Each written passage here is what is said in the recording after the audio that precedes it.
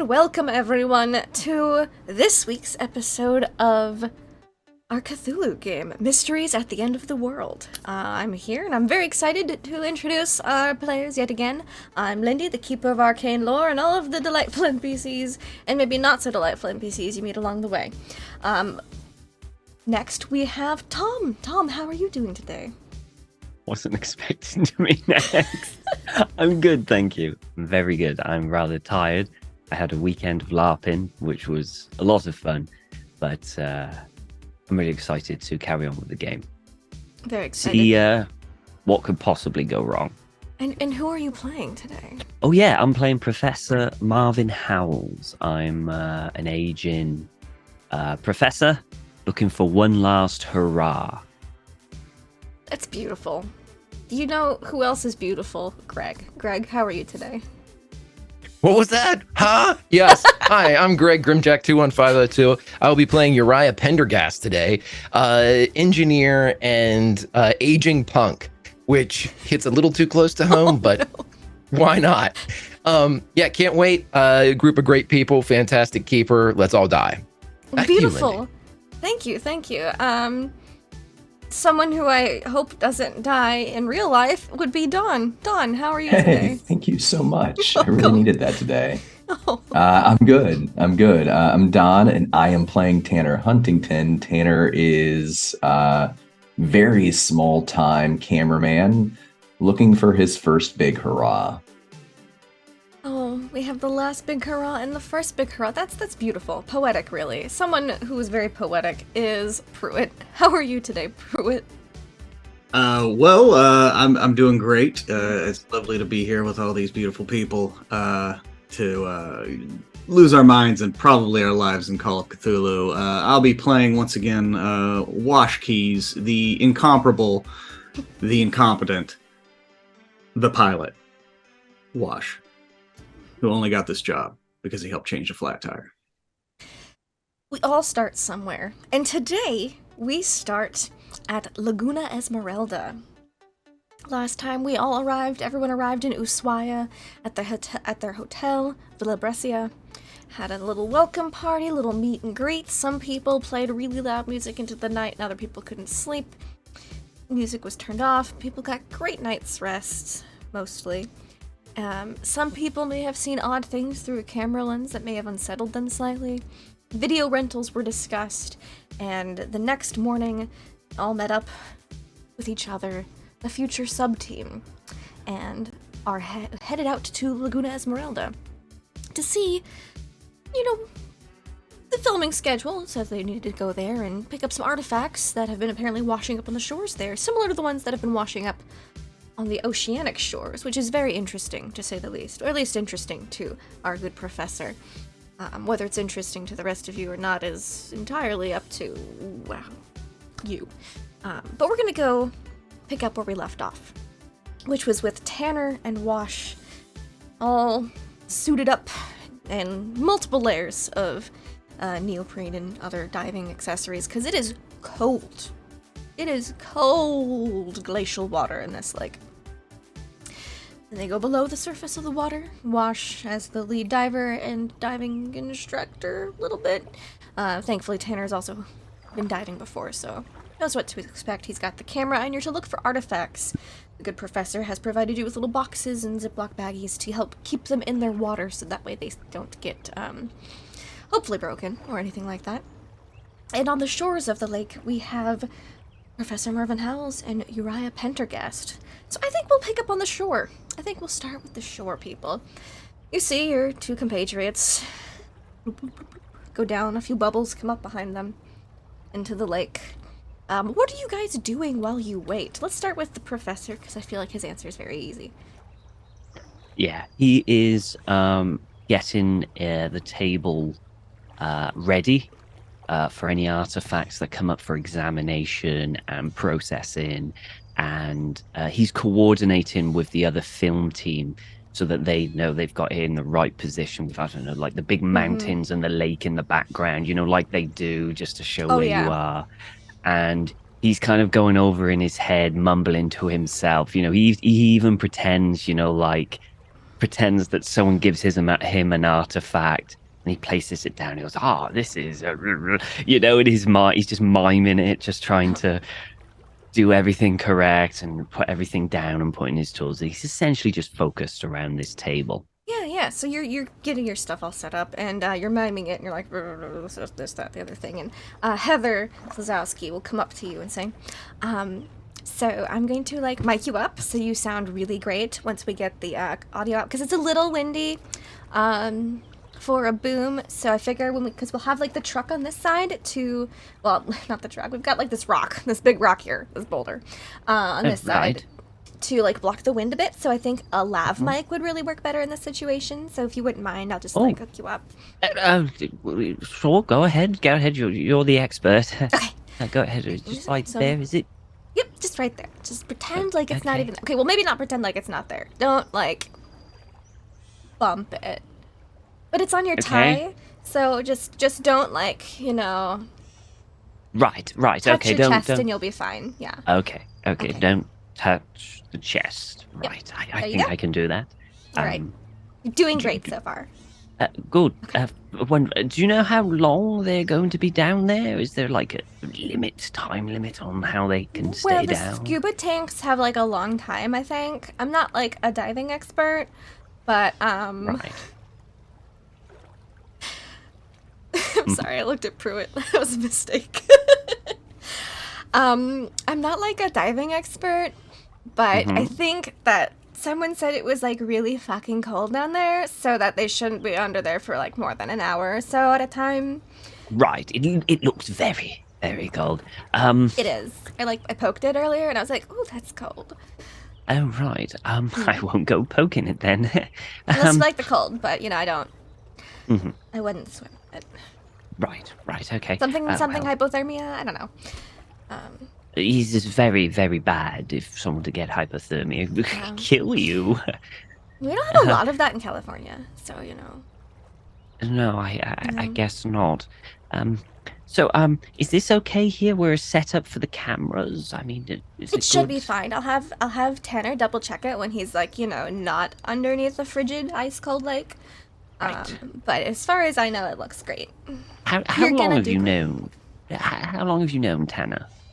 Oh, a couple years, just working in Hollywood together. He was on this documentary for this movie called Roar. It didn't go there. Right. But like, I had also kind of signed up for it, but then I got fired from it before the filming really started. So yeah. Sorry to hear that. But I didn't get attacked by a lion, so it was like a win, I guess. I mean, I think so. You didn't get attacked by a lion. That's always good. And I think that's when we think- cut back over to Uriah. Uriah, what are you doing? Those guys are going to be under the water for probably about an hour. Professor's all persnickety over there with his setup. I would think that, not being privy to the conversation that's going on between Heather and the professor, he's like combat boots right at the edge of the lake. And he squats down and he actually is testing, the theory of how cold this water is. And I'm sure being fucking cold, as you described, as soon as he does so, he just kind of, damn, and just looks out across the water, He F's around a lot, but he's fairly decent at his job. And so, when presented with something like this, it's just part of his mind where he automatically starts running numbers and things like that for if the submersible were in this water as opposed to a pressure of ocean, blah, blah, blah. As he's just doing something to take his mind off of the situation, not because he's worried about anything, but because he's like just super bored, probably a tad hungover and Fair. not irritated yet. Yeah. So you're just kind of like mulling about the shore of the lake. Just kind of, Yeah, just squatting Cool. down there, just Love smoking. it. Could you give me a spot hidden check? Shit, sure. I would just love to. Great. Thank you. Appreciate that.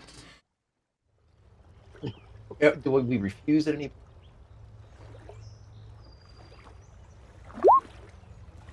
Success. Wonderful. Fantastic. So you're just mulling around. This lake doesn't look that deep. You guess it might be...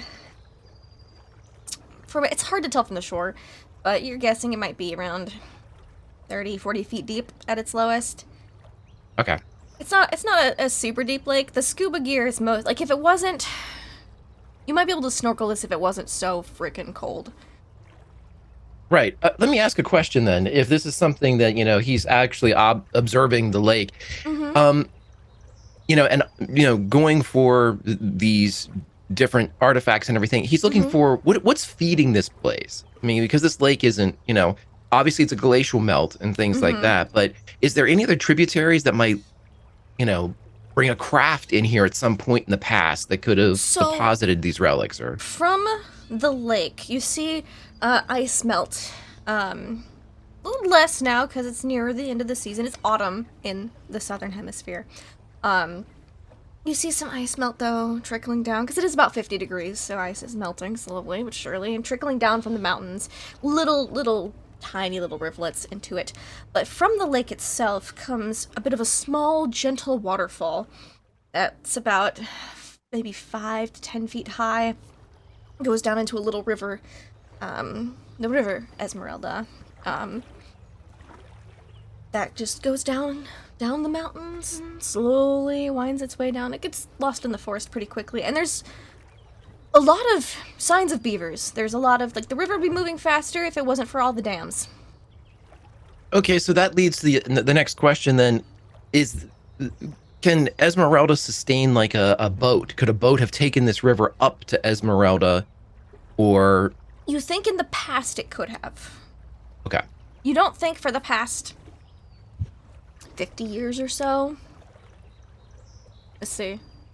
Maybe even 50 to 80 years. Because that's when you've heard a little bit about these beavers. In the late 1800s, there was about 300 beavers brought in to try to establish a fur trade here. That didn't happen. Now there's about 300,000 beavers in the area, so they're kind of just been running amok, unchecked, since the turn of the century, which means that you don't think any boats have been really up here for about that long. The child of the 80s in me has so many beaver jokes right now. I'm going to wave off. You're welcome. And just nod and take in the serene nature of everything, and contemplate the beaver's place in the world, and then just... Please do. And while you do that, you do notice something, because you actually going along the shore, looking at the river, seeing some things. You see, hidden behind some bushes is like a backpack of equipment. A backpack of equipment? Mm-hmm. Is it like the same issue or same type of motley equipment that we have here? Or is this not been unloaded from the trucks? Is this... It's like a hiking type of backpack. It looks like one of those big, almost military looking Sure. Okay, so the reasonable assumption is we didn't bring this. This was here when we arrived. Nope. You don't think you would have noticed it had you not gone all the way over to the river area, because it's on the other side of that little... Yeah, it's 5 foot wide. Okay, well, he'll definitely open it up, because fuck it, why not? Yeah, inside you see a lot of pieces of equipment. Some look almost archaeological in nature. There is a little, one of those little gold panning sifters of different size holes. You see there is a metal detector laid on the ground next to it. Mm-hmm. Looks like kind of like some treasure hunting type of gear, almost. And I know you probably want to go... Ooh, okay. You find a piece of soapstone about the size of your hand, in the shape of a star. It's very like a greenish soapstone, and it's got little dots, little patterns of dots in the center.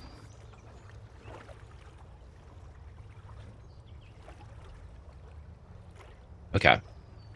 I know you probably want to go beneath the lake and transition to the other team, and I will take this opportunity to pick up everything, including the soapstone, and make a beeline over towards the professor. Wonderful. So you're beelining over there, and we go beneath the surface of the waves. You guys are underwater. You can't really talk underwater. We don't have that advanced fancy scuba gear yet. So, yeah, not quite. You're just swimming along, diving along, and I need both of you guys to make me spot hidden checks as you go underneath. Oh boy. Mm-mm. Beautiful. Yeah, Failure. Wash is too busy trying to figure out how to plug his pilot headset into his diving suit as he's going. Get I the think scuba Tanner- mouthpiece in, yeah. Tanner has severely underestimated how cold this is. Like he's gone underwater before, but he's never approached any kind of temperature like this. So there's like some shock. He's trying not to shake the box that holds the camera as much as he It's can. shaking. It's definitely a bit shaky. But the water is surprisingly clear. You think it's probably due to the fact that it's a glacial lake. But you see some species of fish in here. There you see like a catfish go by as you go into the deeper water, leaving the shallows. And you swim towards the deeper part of the lake, I assume? Alright. Could you give me swim checks, please? Oh, good.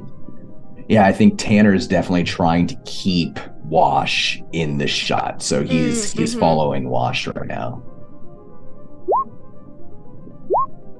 Hard Success. Beautiful. Wash looks very graceful underwater, I assume. Just right at home. Hair flowing majestically in the current. Kind of non-existent. Very little current that there is in this lake. And yeah, you both have no issues, no problems swimming out to the middle of the lake. When you get to the middle of the lake, it's a little bit interesting. It's not what you would expect. The middle of the lake, there's a big circle that is differently colored than the rest of the lake. The rest of the lake's got that light gray, kind of sandy, soily look. The middle of this lake, it's a dark gray, almost black sand in an almost perfect circle.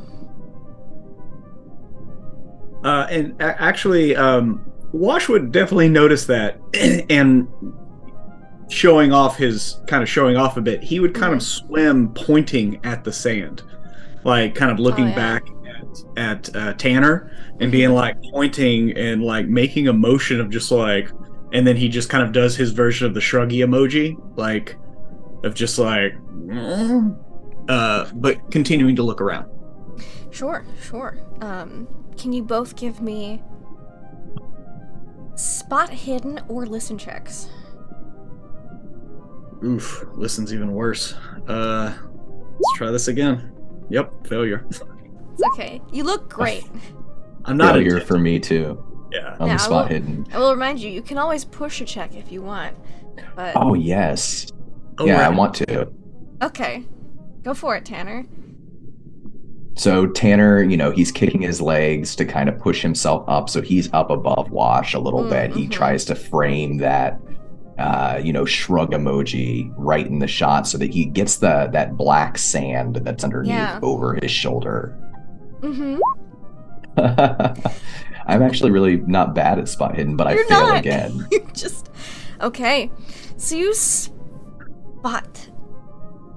absolutely nothing. I'm just kidding. You do spot something with that failure, because it's worse if you fail at a pushed roll. So you actually do see something.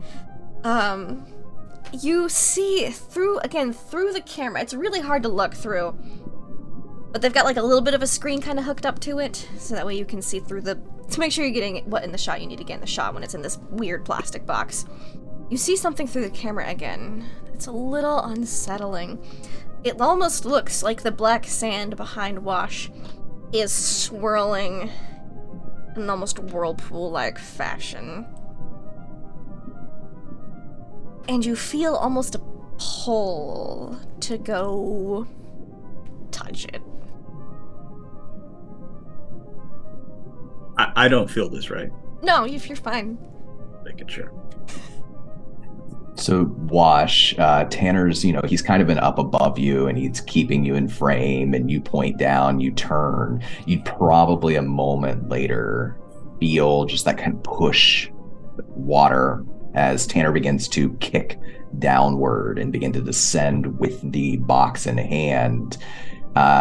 Even though he's kind of framing the shot in the box, he does several times try to peer his head around the side of the box to see, like, do I see the swirl? Can I see it better? Can't Only see through it the at camera. all. Only through the camera. All right, he's going down. Okay. You go down. He's right next to you now. Wash. He looks like he got the shot, maybe. It's hard to communicate underwater. Yeah, I mean, Wash will kind of back up because, he's assuming Tanner's trying to film something else. So he's trying to maybe just slide out to the side to get out of the way, not crowd him too much. Mm-hmm. So, you get tangled up underwater, and that can be bad. It could be bad. I can't lose my license again. That would be rough. That would be rough. So yeah, Tanner, you can move in. You can do whatever you want. What would you like to do here? You're right next to Wash. You're at the line's edge, where the nearly black sand meets the gray sand.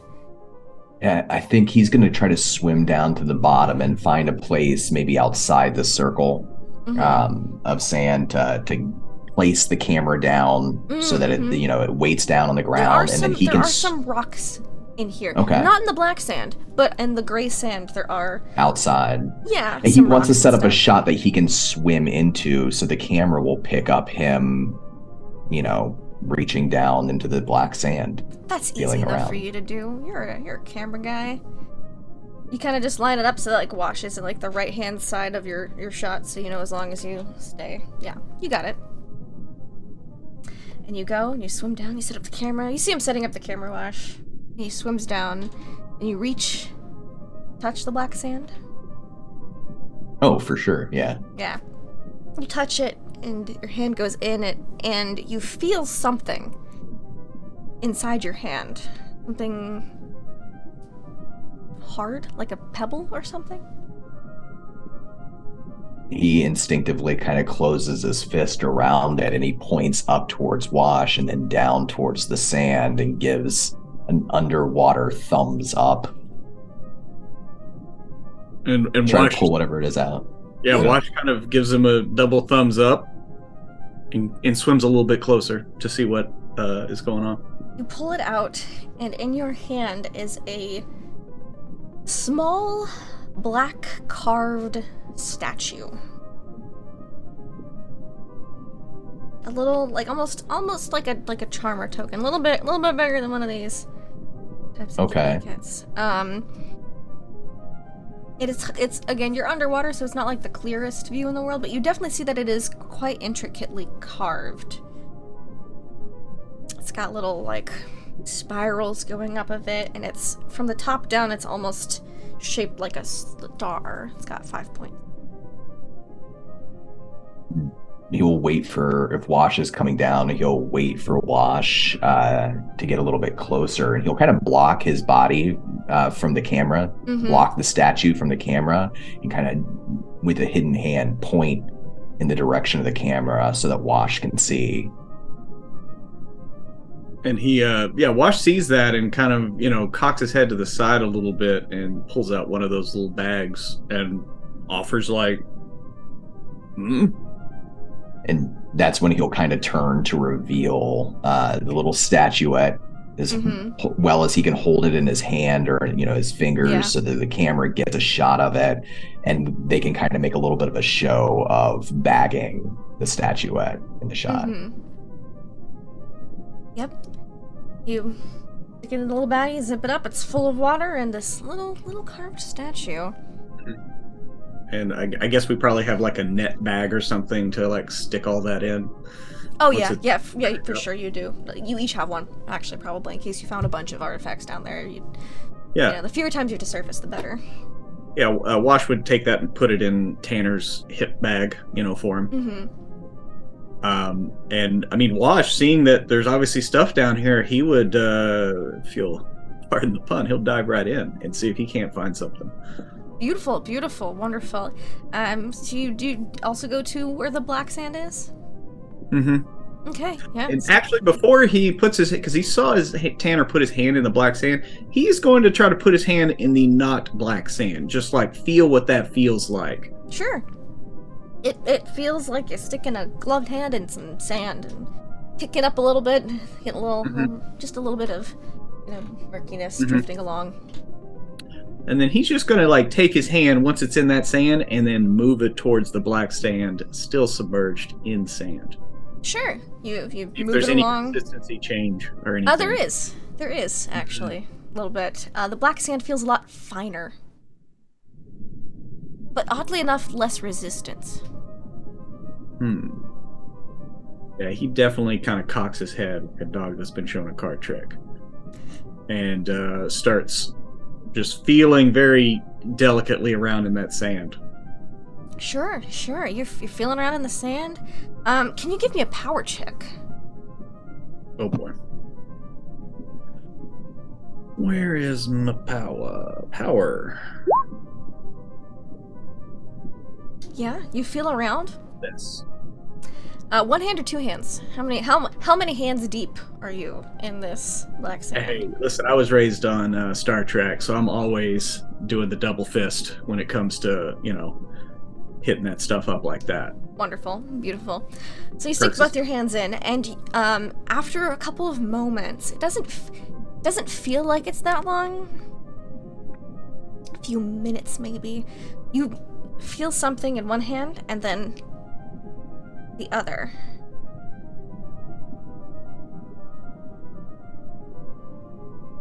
Little pebble-like sensation in one, and then the other feels like it's a larger object. Okay. He will bring both of them up simultaneously. You do. You find a different little black carved statuette, and in your other hand, you find part of a soapstone. Looks like to be maybe it was part of a star, but it's a bit cracked.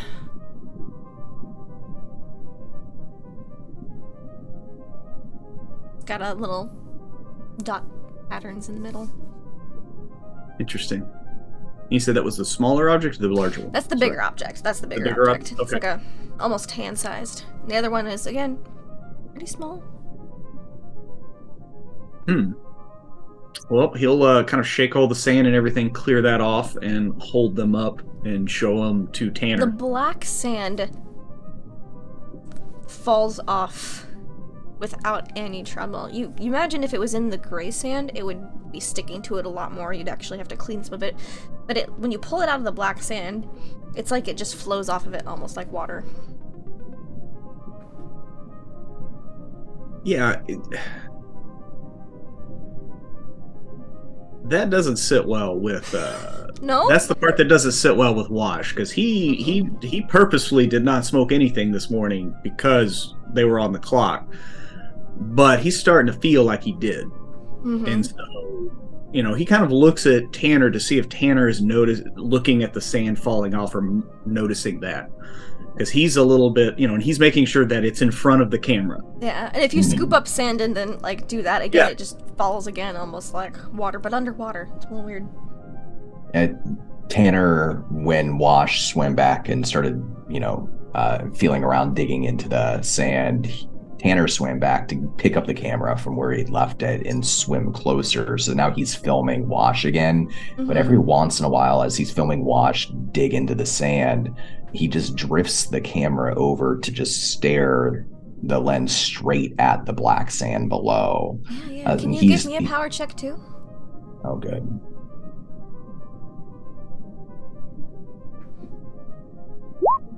Cool. Thank you. Very, very terrible roll. Yeah, cool. Got a bit of a headache. Could be all that cold water, pressure. It is super cold. That's totally what's going on. Yeah. So, Wash, you probably have to gesture a couple of times to get Tanner to realize that he needs to get the camera back on you.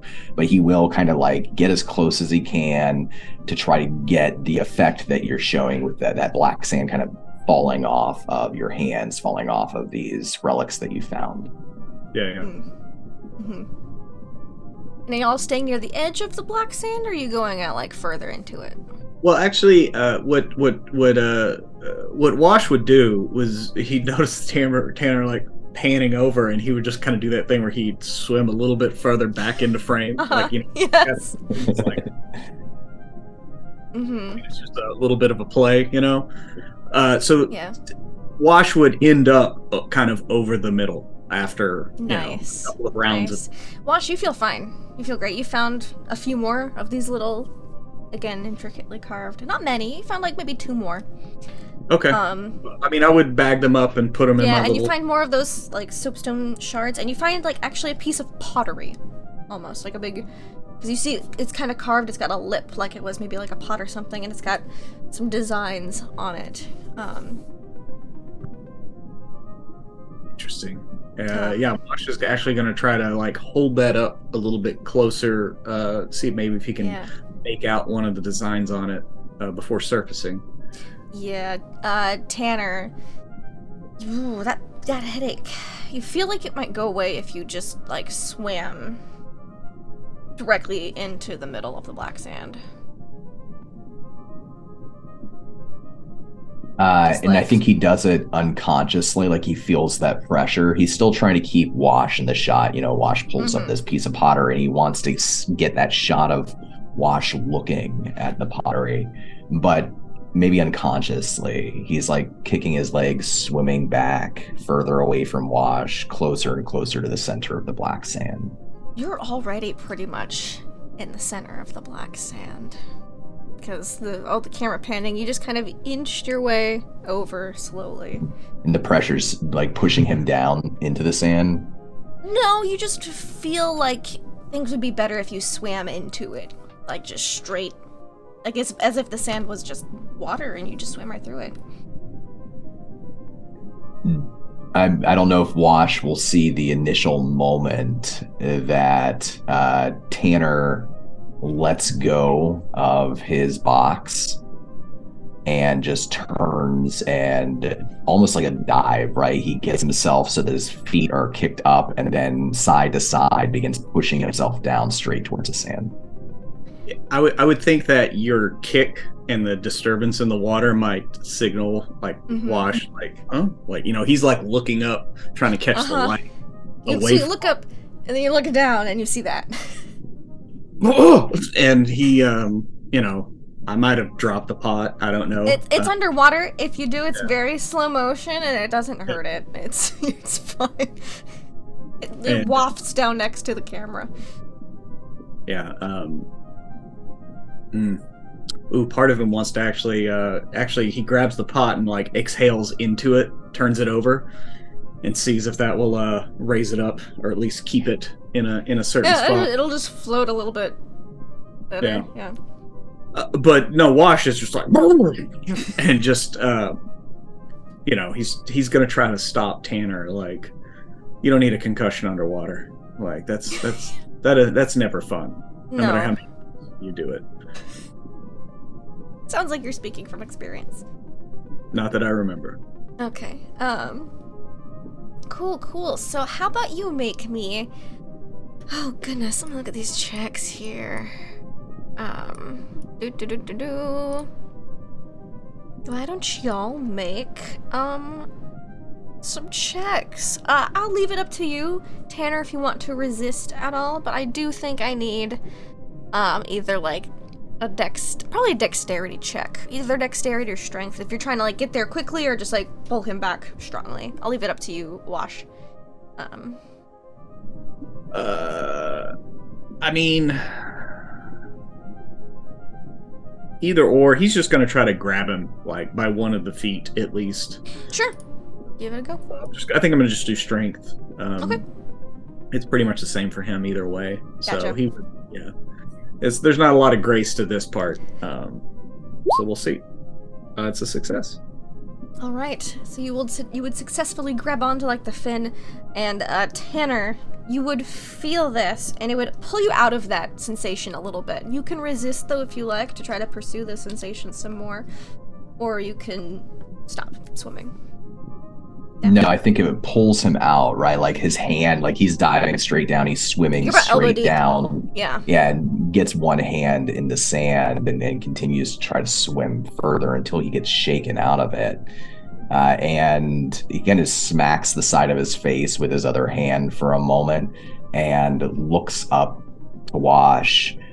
And there's a moment where he just doesn't do anything, Wash, and then he gives you a slow thumbs up. His left hand that's down in the sand just clenches its fist as though he's trying to grab something. There's something inside of it.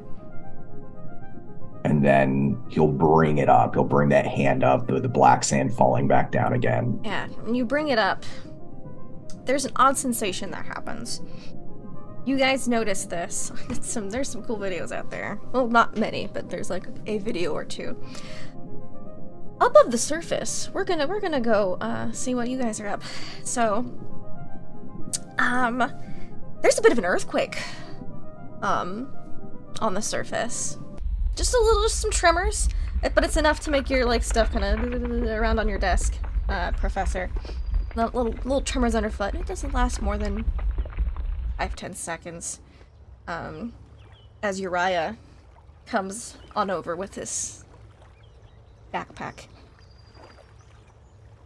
Uriah would stop for a second and kind of like do the California surf where you stop and put your hands out for a 2nd and just wait to see if it's going to be worse, and then you head towards the areas that will keep you alive, so to speak, or where they can find your body easier. Yeah, so he goes over to the professor. Hey, Professor, I found this over in the bushes. Somebody must have brought it, but it's artifacty. And he hands him the soapstone. Takes the soapstone and he has a look. Oh. You found it In the backpack. over there? In a backpack. Do we know if anyone has been searching here before us? Do we know? I just found it. I didn't see anybody drop it off. It's not the ours. Wannabe archaeologists, I guess. Well, let's have a look at here. Well, lucky we don't have a wannabe. We've got you. So we've got the Indeed. real deal. Indeed. And he'll take kind of like a magnifying glass, have a quick look at it. You know, like any dirt on it, he'll get one of those little brushes and kind of brush it off. It's surprisingly clean. Oh, okay. Okay, that's good. That's good. You can make me an archaeology or a history check, whichever you prefer. Okay, I think I will probably do archaeology. Actually, let's do a history just to see, like, Okay. a rough time. And if I want to go deeper, I'll go archaeology. So just a general idea of what. So this it's is. interesting. You're looking at this, thinking about have any of these popped up this weird soapstone star with concentric little dot patterns in the middle of it. It tickles your brain. You haven't really seen anything like this before, but wait. You have. Not in person.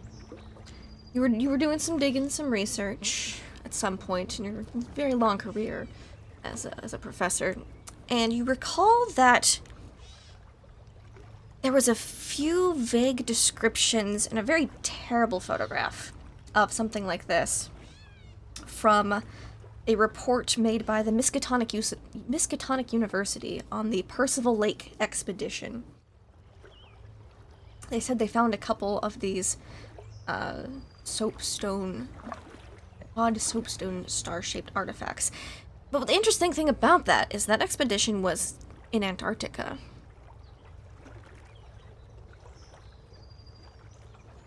The streams that run into this, they don't come from, like, I mean, would the glaciers from Antarctica, I don't know. I don't know anything about this, but would the stream potentially be able to run from some melted ice in Antarctica all the way down into this? No, you were more north than Antarctica. Oh, okay. You are in Tierra del Fuego, which Some people call it the end of the world because it is as far south as you can practically go before you hit Antarctica. A lot of boats and expeditions will leave from either here or Australia, though it is much faster to leave from here to get to Antarctica. Do I know what happened with the Percival expedition? Yes, you do. The Percival Lake expedition.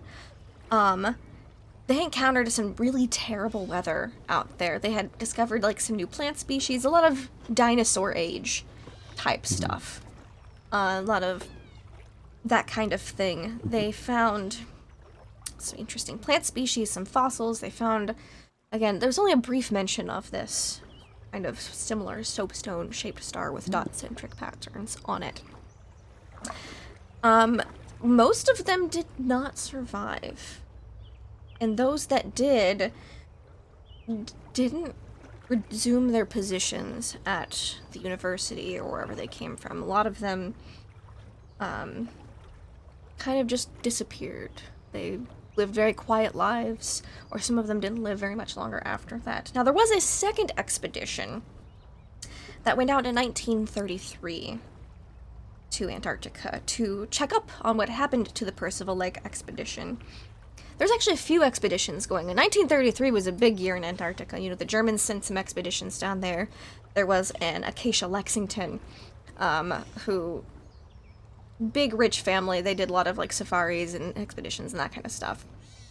They teamed up with a Starkweather and Moore expedition that was also partially funded by the Miskatonic University to investigate what had happened at the Percival Lake camp. A little bit more thorough and in detail.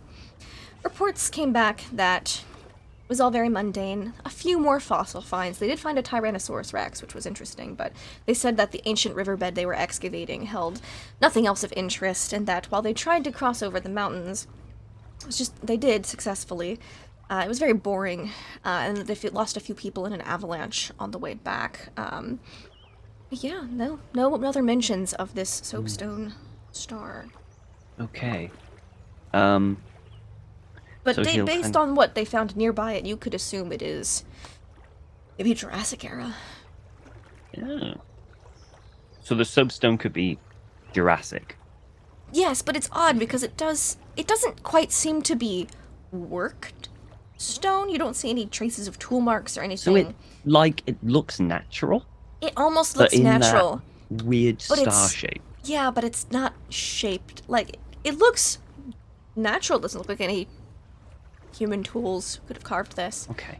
But again, it's not natural shaped. Like nothing's. I mean, unless it's starfish. But again, even then, it's made of soapstone. You can very clearly see it's made out of a green substrate of soapstone. Right. Uriah, were there any other pieces, maybe like identification documents in the where you found this, anything like that? He just lifts up the hiking pack. Have at it, Professor. Thank you. And he'll and start. And Uriah kind will of help too. searching. Yeah, he'll. Yeah. There's a pan, like a old-timey prospector pan, and We'll keep these for documentations. Very important. This could have been from someone from an expedition a very long time ago. The Percival Lake expedition. Didn't go rather well. Not entirely sure why it's here. But They never stopped that's at South America. Weird. They took Yeah, the it Australia didn't- route. not that thing, but mystery is all part of the excitement of archaeology. I wonder if we should get this on the camera. Maybe later. And he's going to start looking for any identification, like maybe documents or a journal or anything like that in it. It's just the equipment, just like basic equipment. while we do this to garner some goodwill with the professor, Uriah is going to say, "Hey, Professor, how about this? As soon as Tanner comes back up, let's collect all this stuff back in the bag. I'll wait till the camera's set up. I bring it back to you, and I say, Professor, look what we found." Fascinating. I like that idea. I think that you were right, Uriah. Sure. I knew there was more to you than meet the eye. I said, okay, we'll pack this all back in. Yeah, there we go. He hands it over to Uriah. I'll make sure to make it memorable. Jolly good. Jolly good. Oh, very exciting. Oh. Very And he's kind of exciting. like, Yeah. he gets a coffee and he's you know, because is it cold? It's about 55 degrees today. Yeah, it's cold enough. So he'll get a coffee and all excited, just almost like bouncing on his heels. Yeah. Delightful. And someone who's not bouncing on their heels would be the people in scuba gear underwater, which we will come back to. You just pulled your hand out, Tanner. And you see, you know, like when you put sand on a speaker, you get those weird patterns. You've never seen an earthquake underwater. It's fascinating. You see the stones in the area in the gray sand gonna do this for a few moments. And all the sand and any particulates that were on them kind of like go off and spin around. It's very fascinating. Google it, it's cool. But this black sand doesn't quite react that way. The black sand makes those patterns like as if you had had sand on a speaker.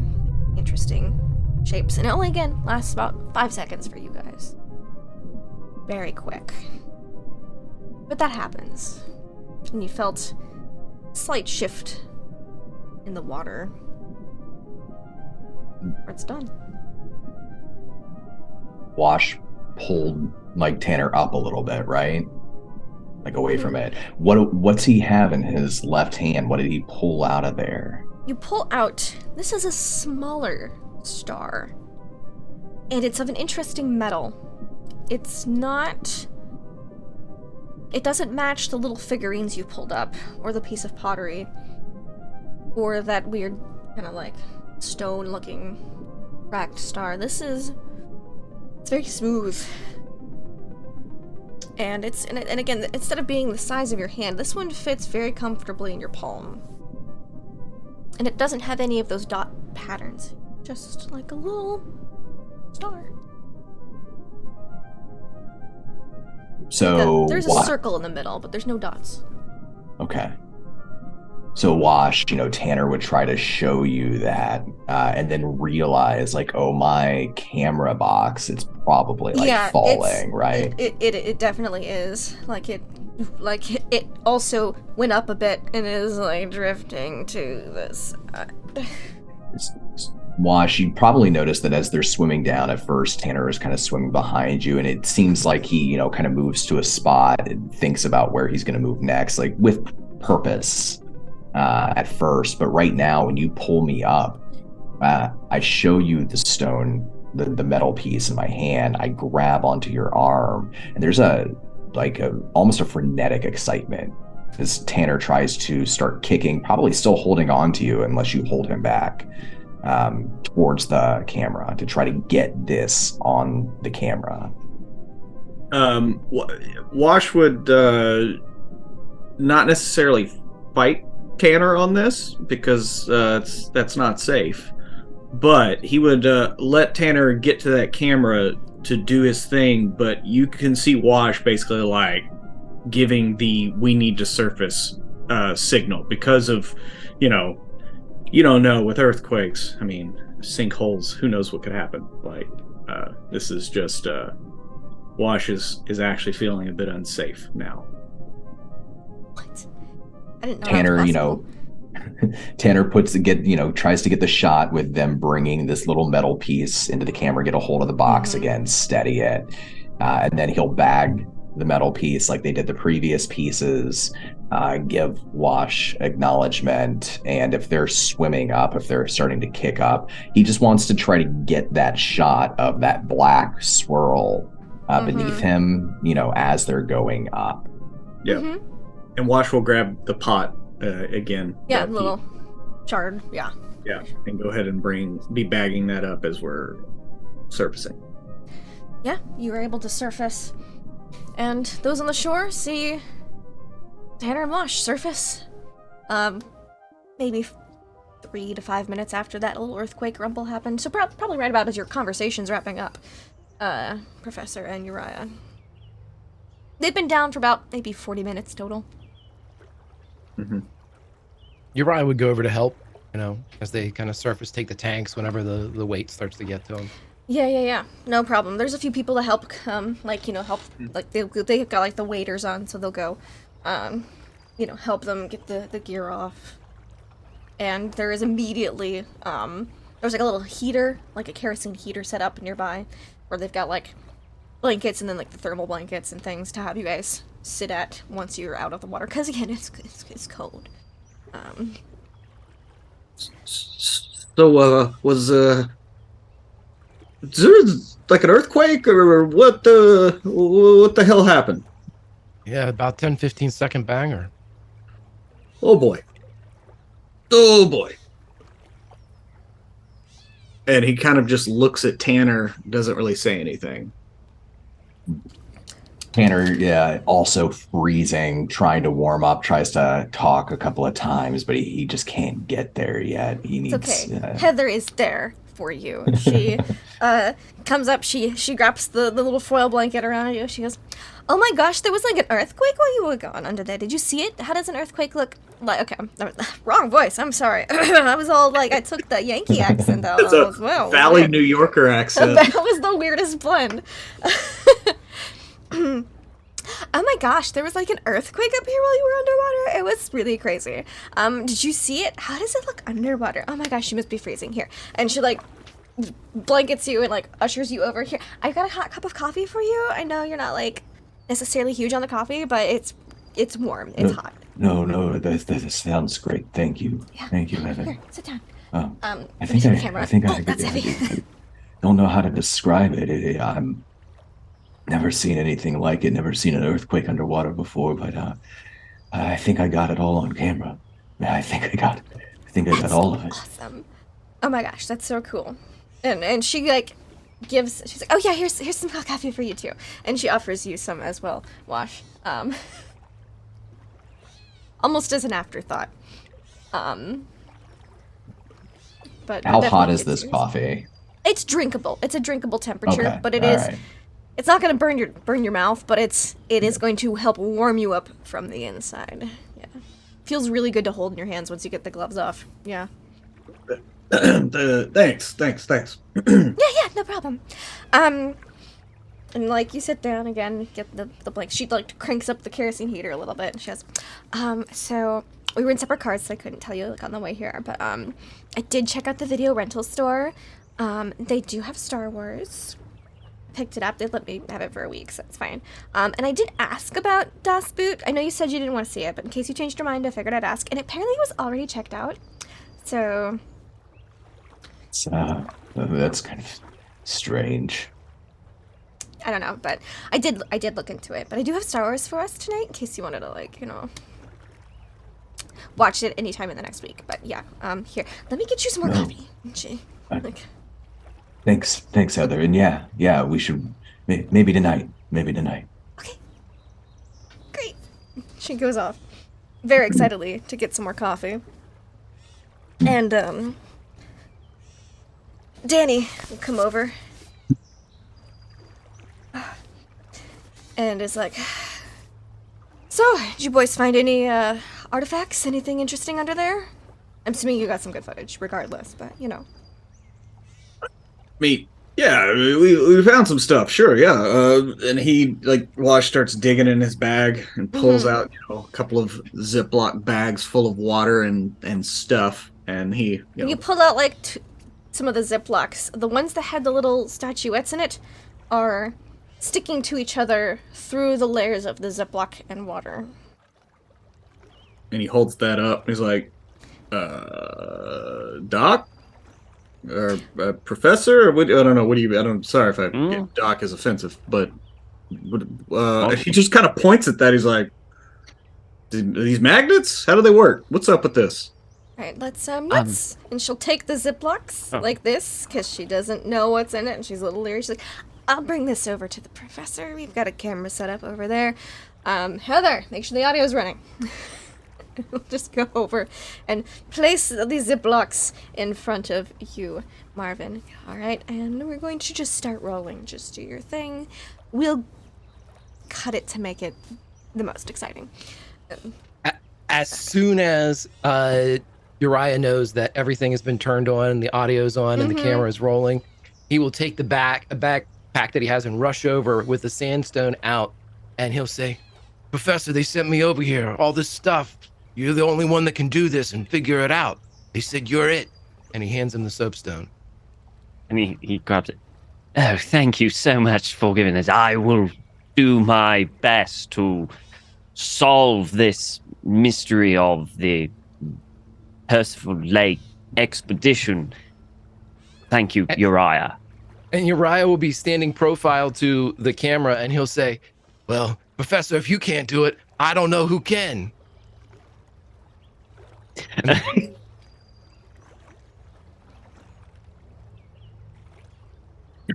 Yes. The camera's rolling. You see yes, the director is just like this. I will. Yes. Well, we will leave this wondrous find for the end, but we've got something here from the lake that we have here. So, first, we shall have a look at the first artifact. And he holds up the Ziploc bags that are stuck together, and he kind of tries to pull them apart. Is it easy to pull apart, or are they not coming apart? So you go to pull them apart, and it's not difficult to do so. It's like pulling apart two magnets. They're not Okay. super powerful magnets, but they're not like they're gonna fall off the fridge every time you close the refrigerator door magnets. They're decently. They'll... Oh.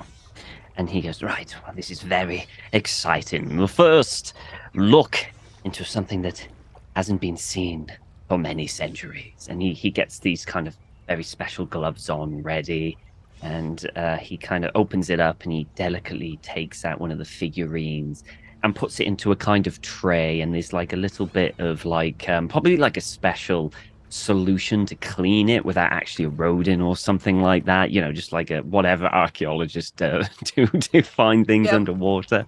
And he starts cleaning it, and I would like to investigate what this actually is. Yeah, you go to clean it, and it's very minimal cleaning needed. Like,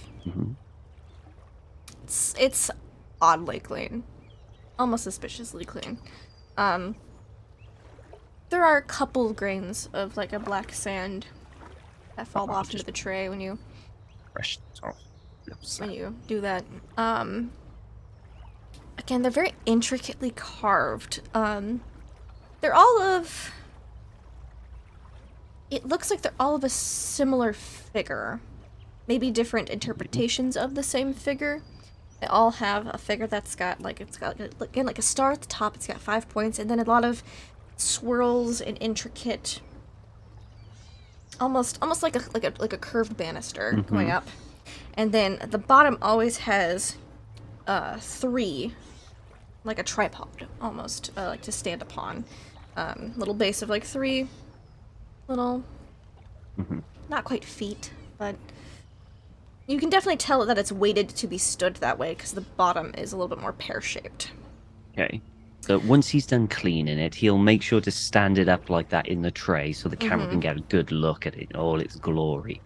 Do I have any idea, like, what time in history this is, what this even is? Give me an archaeology or history check. I'll do archaeology this time because I think this is archaeology, even though it's less than history. Ooh, 27. 27. That might be... It's not quite a hard... You could spend a point of luck, 2 points of luck to make it a hard success. I'll do the 2 points of luck to make it a hard success. Why not? Why not? I've got luck to spend. You've got so much luck to spend. So much. What can we need that for? Why would you ever need that for? So you're looking at this piece of technology. Ancient. It's old, you can tell that much. Would you have done any research of the area before coming out here? Oh, I assume absolutely. You would have. Yeah. Absolutely. So, you know that the native population, the Selknam tribe, who used to live here in Tierlefig, I say used to live, there's very few surviving members due to the fact that a disease in the late 1800s when people started coming down here, Europeans started coming down here, to have sheep farms and the like. Number 1 was disease. Well, actually, if you think about the numbers, number 2 is disease. Number 1 was they were treated as if they were wild animals, game. So they were mostly hunted out. And those who weren't hunted out were put into churches, mostly convents, mostly the women. There are a couple surviving members who are full-blooded left. You know that some of your team is working on trying to get interviews with those people. But the population is extremely small. But you'd have looked into their mythology a bit.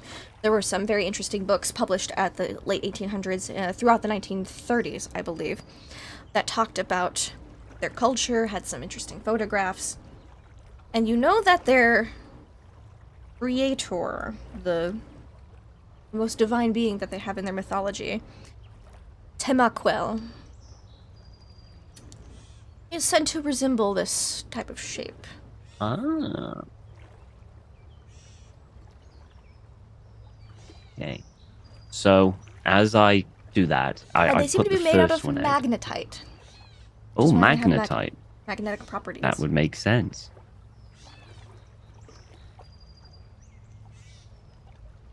So, as the professor's cleaned one, and there's one there for the close shot, so like they can get a close shot. Yeah, they all and he seem to be in the starts- same figure, but different positions. One of them has wings.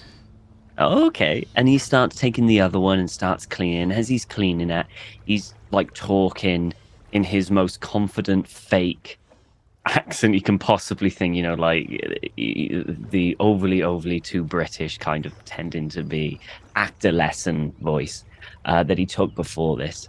And he as he's clean, he's telling you about the history that you just said then to the camera and everyone, like that this is the representation of their deity or Dimaquel.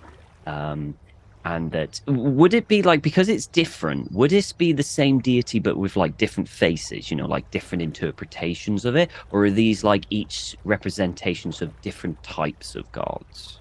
No, you think it's the same one. Right, same god. Because you know in their mythology, Temaquel created a few people. Basically, they're the representation of the sun, the moon, and some other things, but they were all very humanoid in shape. So he will explain that and just carry on chatting. Do you think this may be like different interpretations of Temaquel? Of maybe like this is when he's flying over to do his creation, or different. There's a lot of theories that could be why it's the same figure but in different poses. And magnetite's an interesting material. It's a bit difficult to work with, but they seem to have managed it somehow. So and I even do the whole thing with magnetite and on the camera and just put them together and just to show the magnetism of it, to show that. You said there was a star on one of these figures. Does that match the soapstone star? Is it very similar to the same kind of style? It is similar in shape. Each of the figures has, again, that like star top with the tripod bottom with the little barrel-shaped bodies. But the star itself is it looks like if you took the little head of the statue and made it bigger, and rounder, a little rounder. Okay, and then once he's done to explain each of the artifacts and these amazing finds, he will then go over to the thing and say, and now we'll use this fascinating discovery by our very helper here, Uriah, something that could have potentially been from the Percival Lake expedition back in the 1930s, an expedition that was set out and to find that discovered many prehistoric artifacts, wonderful things. A T-Rex, I believe, did end in tragedy to a certain extent. They lost many lives, but that's the way it is when we're searching for history and new discoveries. We laugh in the face of danger. Anyway, so and he'll kind of take the ship and now. We found this tends to be prehistoric, and he'll kind of try and match, like, just say an expert, and he'll do it in a way to say, like, this could be matching, but there's no actual like real evidence. We could theorize there's a match, and he does that, but he's not saying that there is. So he's Like, got this himself could be covered. older than we thought. Or, It could, yes, this could be. This could indicate that the peoples that lived here could be older than we ever thought humankind was possible, even to the prehistoric age. And he kind of like things like that, and he pauses when he says that as a kind of like a moment. Yeah, it's like. Anyway, yes. And well, this was just after. 1 hour searching this thing. I think this site has much more promise in this expedition for more exciting and surprising finds. And he'll just stand there looking at the camera and look to one side. Is that it? No, there's like a piece of pottery. Oh. Yeah. Oh, yeah. And he goes over to the pottery and he does the same thing. He kind of cleans it, looks at it. There's a historical. Yes. Could you give me another history or archaeology check for the pottery? Sure. Okay. Lindy, can I ask something real quick with Uriah? Of course you can. Yes. Kind of watching this from like slightly off camera, enough that he can be referenced. But you're talking about stars with little like barrel bodies. Mm-hmm. Okay, the engineer brain inside of Uriah, you said that the sandstone has like dots in it, correct? It does, yes. Does it look like these little things the barrel bodies of them, could they fit inside the dots? Like, are these pegs the same size as the dots that are in the sandstone? I love that thought, but that does not seem to be the case. Okay, just wanted to make sure. No, that's a brilliant thought, and had I not already had a thing for this, that I would have said yes.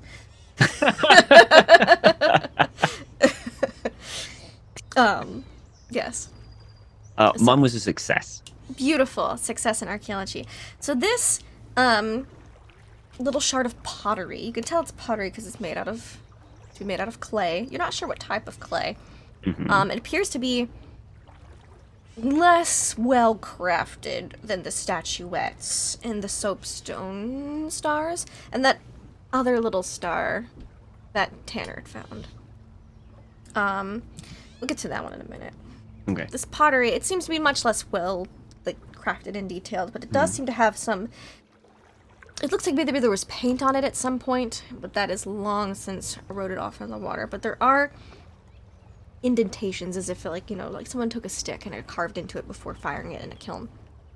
And you see an indication. It seems to be there's a large triangle in the center, and then there's representation. You see like near the crack of the shard to be like a couple of people, like stick figures, and then at the top of the triangle you see what looks to be a 2D image of Temacuel, perhaps.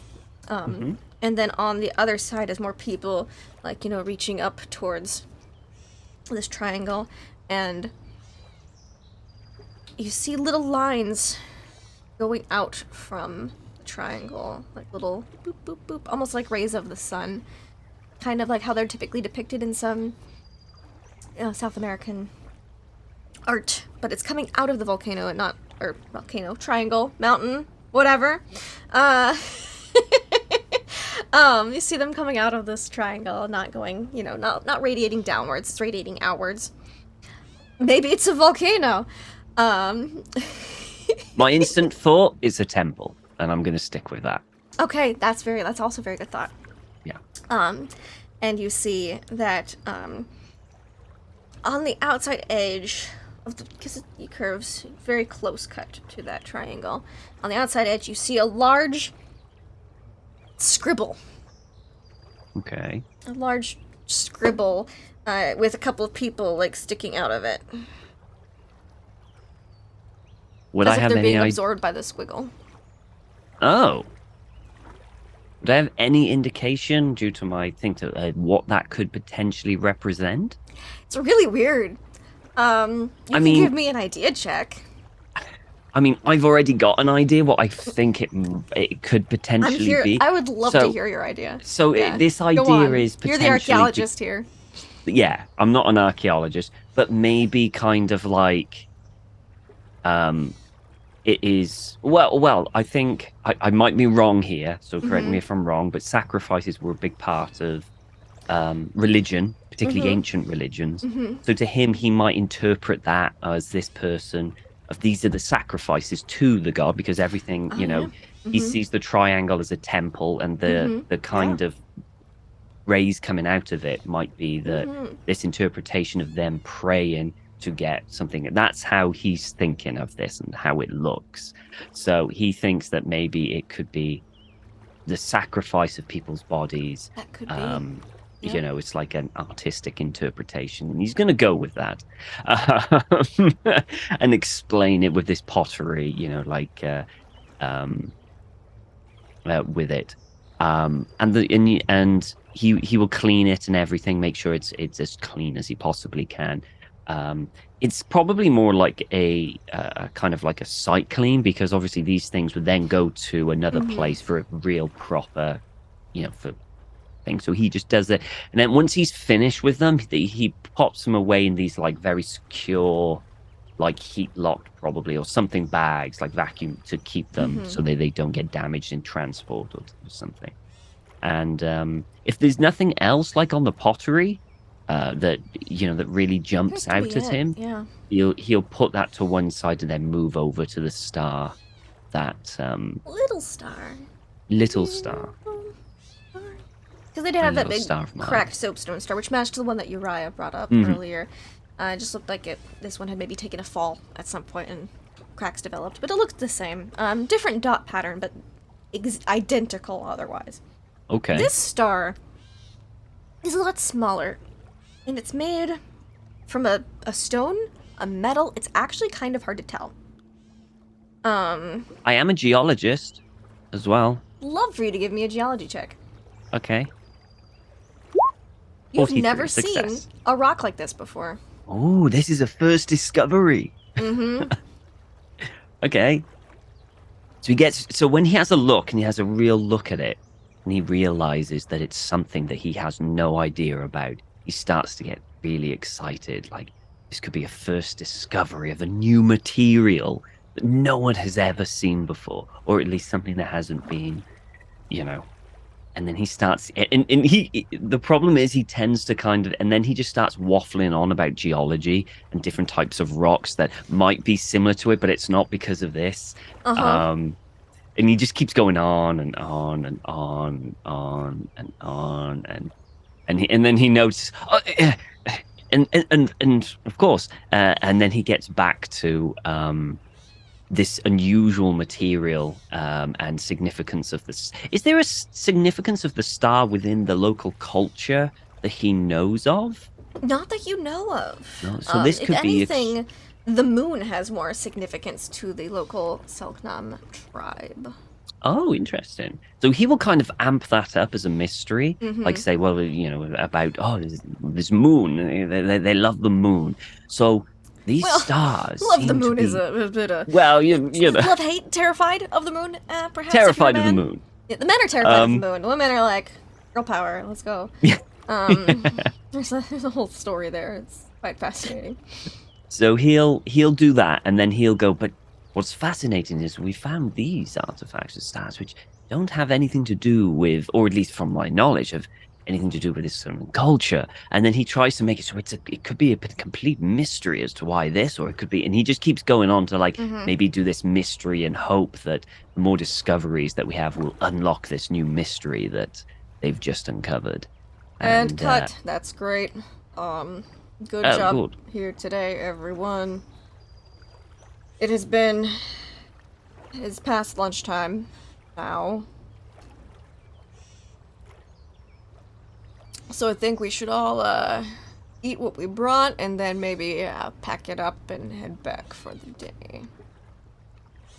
Oh, they're not going to get more? You see, that would require more oxygen tanks for the scuba gear, and we are on a bit of a budget. Oh, okay. Now, guess so. should some other things not pan out, we might come back to this location for further analysis. But this, we're not in archaeology.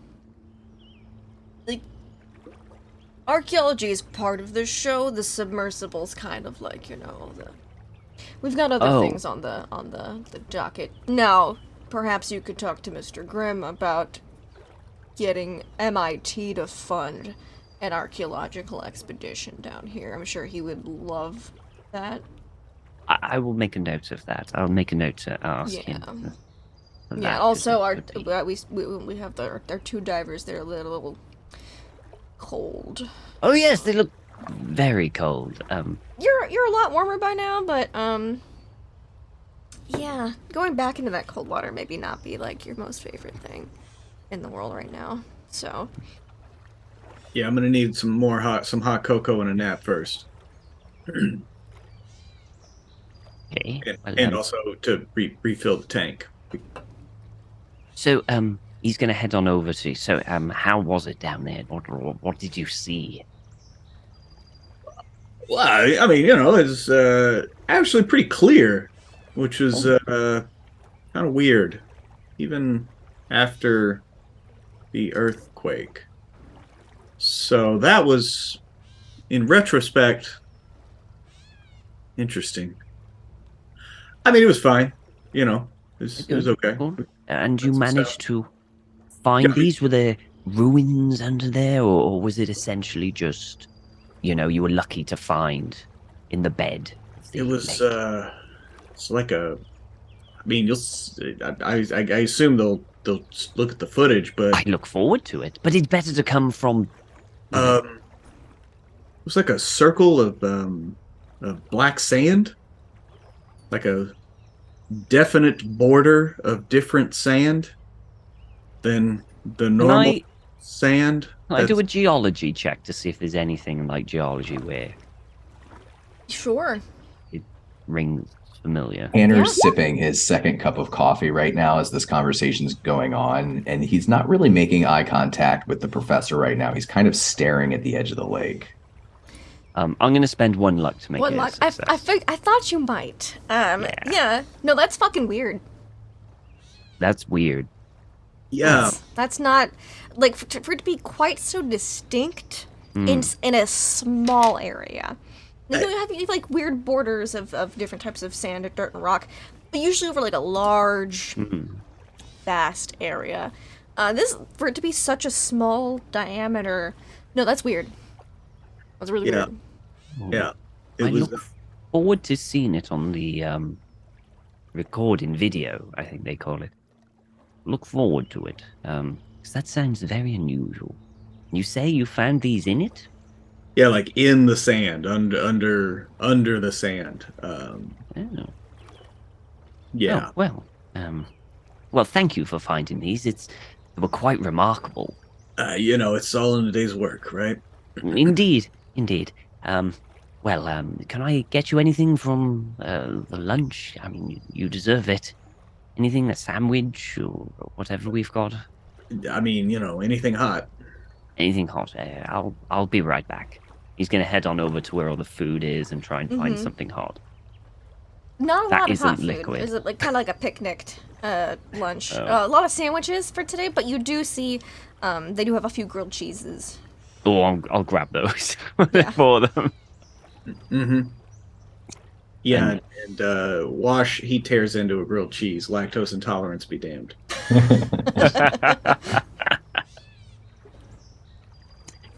All right. What about Uriah? Uriah doing anything else during this time? I think that he probably drifted a bit as he was listening to the professor, not because he was bored, but because, his mind was kind of working with, looking at the stars like gears, could they fit together? And then realizing, no, none of that kind of worked. And then realizing he hadn't been paying attention to the professor, realizing he didn't really give a shit. And then looking around and just getting lost. So, he's there. He's just, this isn't his wheelhouse. And, Yeah, give he's me still a getting paid. So that's just give me a fine. listen check while you're wandering around. Would you? Oh, if you would kindly. Believe it or not, his hearing is shit. What? All that punk music? How much luck do I have? Let's see. Luck's made to be spent, right? Yeah, I'll spend 6. Can I do that? If you want to, sure. Oops, I didn't mean to roll that, but yes. Sure. Okay, what do I got? All right, so you're walking around and you're listening. You're just listening. The lake. It's had a bit more waveage to it since the earthquake, which is not to be unexpected.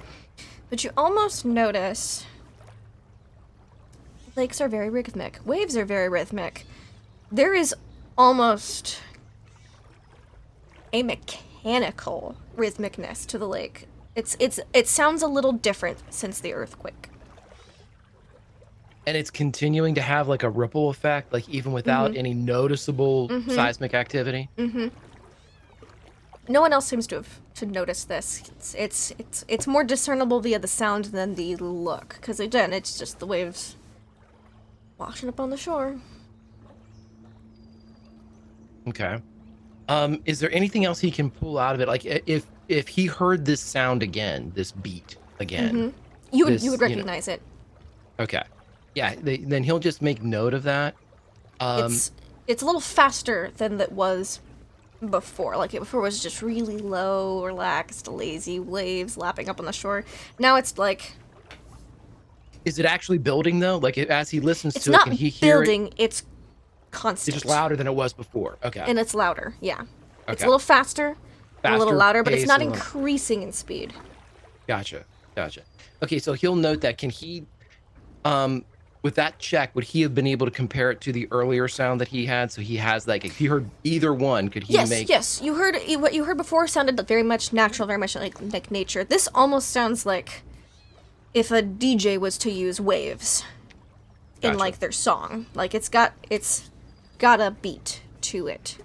And every so often, if you sit there and you listen for 5 minutes, 10 minutes, there's almost every so often like a syncopation, like it's just a. But it's not often. It's like every couple of minutes you hear. It's not enough that anyone would notice if they were not paying attention to their surroundings. Okay, so if he listens for several kind of rotations of this sound, it does Seems to happen appear about at the every same 5 time? minutes.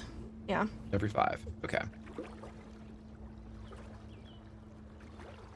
Yeah, he'll keep it to himself because that sounds crazy, but he's just gonna, take note. Okay. You also overhear some gossip because it's a filming set and there's gonna be some hot goss going around. You hear some people being like, "Oh man, God, we really have to listen to that professor go on and on and on and on and on. Like, how long can you talk about rocks? Like, God, I wish someone gave him a script, but I know this is like live and unscripted. But, oh my goodness!" And like you hear some rock fuddy-duddies, and then you also hear like some people talking about, "Well, I wanted to go on the scuba dive. Maybe next time I'll get to go on the scuba dive." It's only because that Tanner kid, like we're the other camera guys. The reason we didn't go on the scuba dive is because that Tanner kid. The only reason he's here is because that Heather girl's here, and their only reason that they're here is because they know it's a bigwig in Hollywood. They didn't get here because they deserve to be here. They got here because, she's got some family. He overhears this? Oh yeah, you do, and like, it's getting louder as you like walk. They're like behind a small cluster of fallen trees, just like having a smoke break. Just chatting, like, and you know what the worst thing is that he doesn't even seem to be that into her. Like, God, like, be into me. I mean, she's got legs, whatever, like, God, I'd fuck her to get on some movies. Right, he'll come around the corner, like, right at that moment. Yeah. Like, if they're behind something, like, he Yeah. comes, like... Oh, yeah, you can comes totally come around the corner. smoking, Yeah. and he'll just say, I'm sorry, couldn't help it over here, but just wanted to come over here and kind of give you a warning. Tanner, he killed a guy. So just be really careful around him. What? That kid? Killed a Yeah, guy? he killed a guy. Yeah. How long ago? It's been, about 7 months now. The Slazowski's covering for it? Is that why he's not? No, man. Somebody said something to her and he killed him. That's what I heard. Okay. It's like old-fashioned, like a duel type of shit. Like Killed him. some mobster shit. Okay. Thanks for the heads up. My guy. Yeah. Cigarette?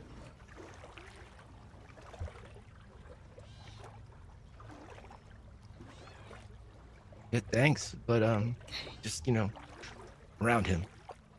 He Hair doesn't- trigger. Never thought he was the type, but, looking at him now, as he's just giving that 1,000-yard stare over at the lake a little bit, he's like, maybe I can see it. Yeah, just be careful. Okay, alright, thanks. And then they'll, Walks like, off. quickly finish their cigarettes and also walk off, but in the opposite direction. Yep. And while that happens, Tanner and Wash, you've mostly warmed up by now. You and dried out a lot. You can get your regular clothes back on. You can change if you'd like. Danny will come over and be like, "All right. So we got the camera out of the box. Everything looks good so far. We're gonna have to, run the footage back at the hotel. Can I get you guys anything before we head back?" Yeah, Danny, do you mind if maybe I can I really want to check out that footage first, like first thing I possibly can. I've got a thing I got to do later tonight, but as soon as we get back to the hotel, I'd really like to check out that footage. Yeah, sure. I'm sure Brian wouldn't mind you like pointing out what's happening so he can make the cuts better too, Yeah. Yeah. I mean, if you need some help looking at that, we can kind of walk through it. Yeah, maybe that's a good idea to have Wash there, and he gives you a knowing look, Wash, with a slight like raised eyebrow, like maybe there's a question he has, but he doesn't ask it. Mm-hmm. And Wash, being the absolute poster boy of subtlety, he just kind of is like, So yeah, I think maybe if Wash and I can just sit down with the footage first, and then we can pass it on. I just want to make some notes before. Well, Brian You know, knows how before we hand it to off. operate the software, so he's chill. I'll just let Brian know that you two are gonna look Yeah, at the thank footage you. with him. Yeah, Thank you. no problem. All right. Once you guys are ready to go, we'll head on out. And you see everyone like packing up things and moving things down the hill because again it was like a 40-minute walk from the parking area to the lake. Tanner will, like, now that he gets on his feet, he gives Wash another look and a nod, but he doesn't talk about anything yet. Instead, as he's packing up, he just tries to pass by Heather for a moment, and maybe like if she's packing up a van or something like that. She's he'll packing just up the rap. audio equipment. Yeah. Yeah, he'll rap on the outside of the door so that she can hear him coming. For sure. She's like, yeah, like, who is it? Tanner. Hi. Hey, I got a little bit of work to do when we get back to the hotel. Okay. But if you want to watch Star Wars tonight, I'm totally down. That sounds great. Do we need like, I don't know, do they have popcorn around here? Do we need to grab anything? I think I could find some. All right. Is there anything else you like to eat during movies, like candy or like soda or? He beer? feels his stomach kind of shift because he skipped out on the grilled cheese, and says, "Candy, yeah, candy. That sounds good. Sure. Thank you." Yeah, I'll get some. Do you have chocolate or the sugary sweet stuff? I'll get both. I'll just get both. I'll get a thanks. little bit. Yeah, sure, no problem. My room at around 7 or 8. You got it. I'll be there. Okay, great. All right. And she puts away the auto equipment more enthusiastically now. He almost goes to say something else and then doesn't. He just turns and kind of walks off, still a little chilled, still a little cold. A little chill, a little cold. No problem. And if there's nothing anyone else wants to do with the lake, we will cut back to the hotel later that afternoon. You get in probably back around just before dinner time. And Wash and Tanner, you wanted to look at that footage. The professor would probably want to Yes. look at the footage as well because it was Yes, really no weird. problem. You So can, he would have- you can make it a footage watching party. Everyone can watch the footage if they Yeah. want. Yeah, and now that Wash is done, he will definitely roll his own cigarette Yep. Sure. to watch the footage by. Nice. Yes, you're able to do that. It's not difficult. You've got there's a room that's been set aside. All the bed has been taken out of it or like pushed up against the wall. That's where y'all can sit to watch the footage, and there's like some monitors put up. Big computer. Big old footage reel thing. And you see Brian Lovell, the editor, film guy. So, you guys wanted to look at the footage from today? Yeah. Cool. Alright. Well, here's what we Brian, got. Yeah. I just wanted to ask, does magnetism ever create like some sort of weird effect of visual sort of distortion on You'll never get camera? magnets in your film. That's a big don't do it. All right. Don't do it. Film Got it. audio. Yeah. It's bad. It's bad for it. Maybe we should just watch Yeah, sure. Here we go. No. Hit play, and you guys are able to review the footage. You see the camera going under the water. You get a little bit at the shore, but he forged through that pretty quick. You see go under the water. You see the sandy shores. You see that weird black circle. See Tanner reach in, pull out some of the things, then bagging it. You see everything that happened. You don't see the swirl, Tanner, that you saw when you were looking through the camera.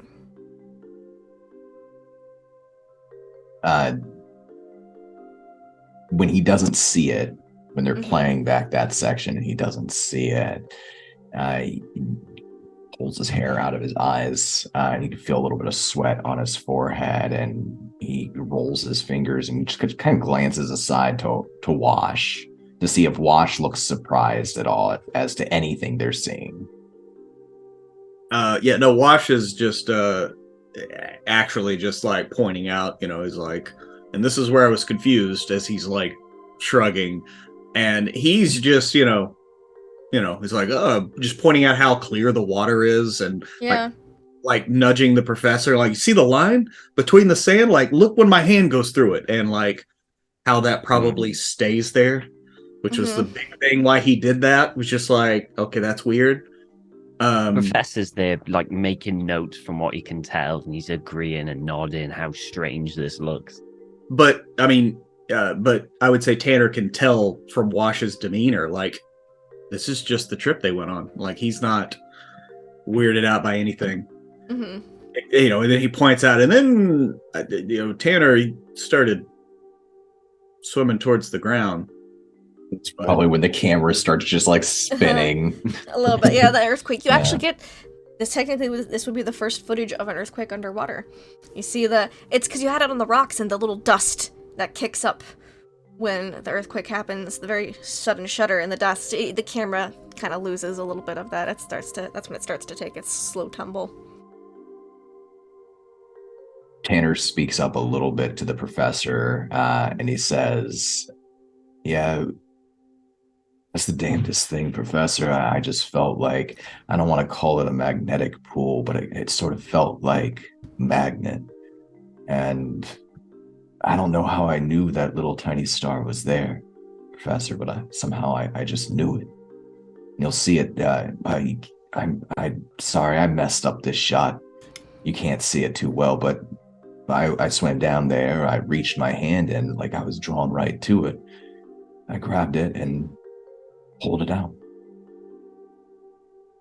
Well, I mean, it is very possible that, it is a rather striking circle, unusual. It's almost like a big X marks the spot kind of thing, like how they say in fairy tales with pirates, they bury their treasure. So this is a circle. You heard? I'm sure you've heard of it. I wouldn't worry too much. You probably had your instinct to think that you would find something under there because it's such an unusual thing. I'm making notes of it, and I'm going to send it back to MIT, and maybe we'll get an excavation geology of the thing, because this is very unusual. So maybe if we get enough money and build up, well, I'm certainly hoping so, because this might be a first. The material of that star might be a first too. Yeah. This could be a potential future job for both of you if you're interested. That actually brings a slight smile to Tanner's face.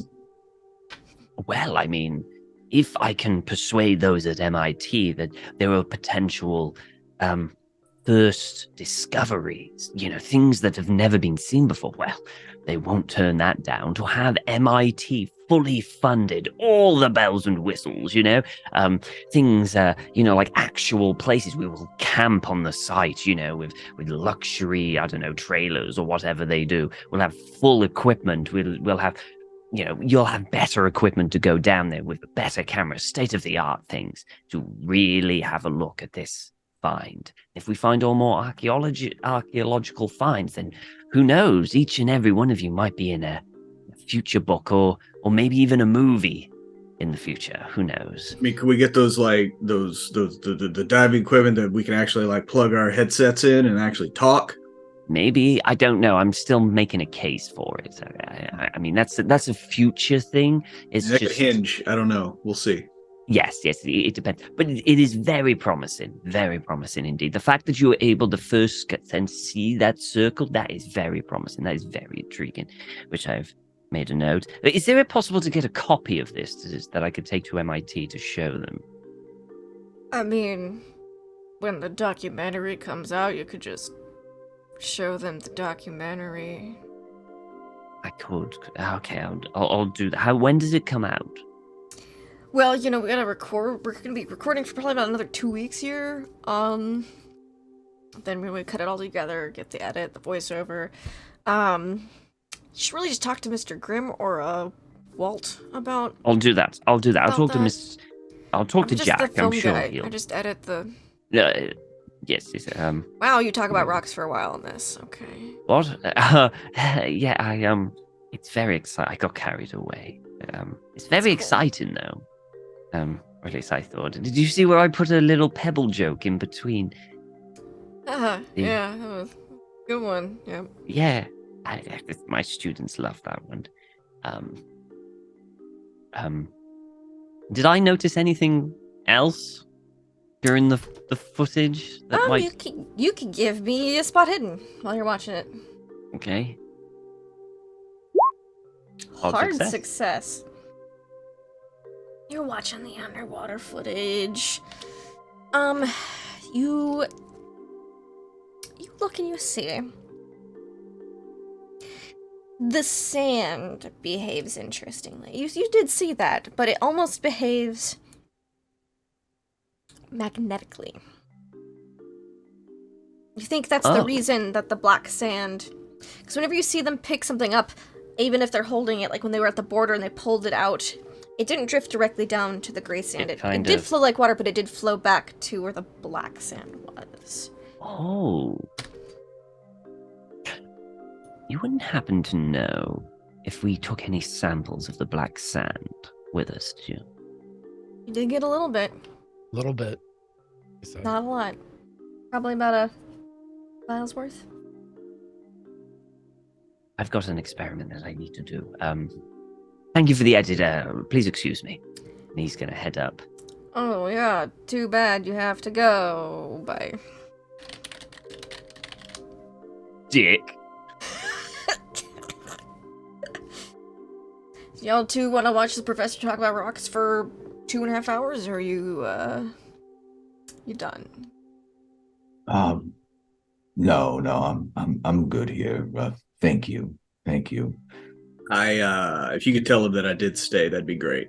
But I gotta go do. Yeah, no problem. I don't know. That's fine. I mean, I caught the live show, at least part of it. So I'm sorry. When Tanner heads out, Mhm. once he's alone with Wash, he does, and he knows that Wash is smoking, right? But he does like put a hand on Wash's shoulder and give a little squeeze and say, "Hey, I wanted to ask you, Yeah. you ever feel anything, I don't know, weird down there?" hey man, as you get older, that kind of thing's gonna happen. Okay. Oh Go wait, ahead, you mean the Wash. dive? Sorry. Yeah, the dive. I mean, that sand did act very. I've never seen sand act like that. I will say. I mean, like, did you feel weird though? Like, you get, I got this, I don't know, a headache. It was really intense though. Oh, I mean, that can happen sometimes, even in shallow water. It's just the pressure difference. All right. But I mean, they did say, he was saying all that stuff about magnets, and I know that sometimes magnetic fields can kind of mess with people. It's not like long term though, right? That's not a thing. I mean, only the CIA knows that. I don't know that we'll ever Gotcha. get that declassified, but I'm just saying it was weird. It's okay, man. Like All right. you're not alone in this. We're All gonna. right. That's We did good. We could have some stones or some shit named after us today. Like you think.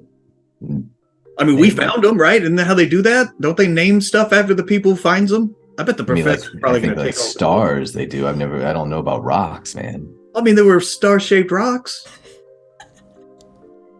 He starts to think about it, and he tries to think like, what would a star or a rock based on my name be? And he can't figure it out. And he says, I mean, I had fun today and everything. I just, is the pressure. That's all. Hey, man, that's why they sent two of us, right? You're not alone. Thank you. You know where I can get some popcorn? At this moment, Heather is walking up the stairs that aren't like grocery bags. Okay. You smell fresh popcorn. You imagine maybe she popped it at the cafe downstairs, and like there's candy, there's chocolate, there is like soda, there is like water bottles, there is anything you could possibly want to eat while watching a movie. Mhm. Is here. There's like sandwiches left over from the picnic this morning, like wrapped up in saran wrap as well. Like just like, oh, hi. Like, I was just getting everything ready for us to watch Star Wars. I've got the snacks. I'm just gonna be in my room for whenever you two are done talking about diving stuff or whatever it is that you're talking about. I'm just gonna be. All right. Yeah, I'll see you in a bit.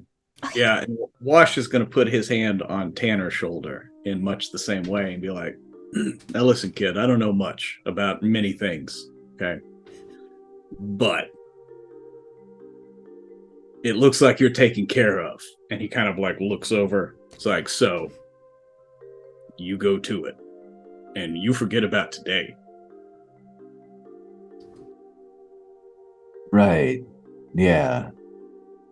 Thanks. Thanks, Wash. Thanks. Yeah. Hey, take it easy. Yeah, well, you do whatever the situation calls for.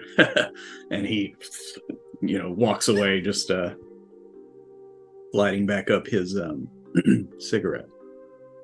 Mm-hmm. I think Tanner feels a little more settled after talking to Wash a little bit about the dive. That's nice. It's not what most people would say after talking to Wash, I think, but as long as you feel more settled. Yeah. I'm like a mold, I grow on you. Yeah. Yeah, you've got Heather ready whenever you are for movie night. There's, there's all sorts of things that you could do. You could make her wait. You could, what do you do, Tanner? I think he probably, goes back and changes, goes back to his room, changes. He doesn't take a shower because he swam in a cold lake. That's got to be good enough, right?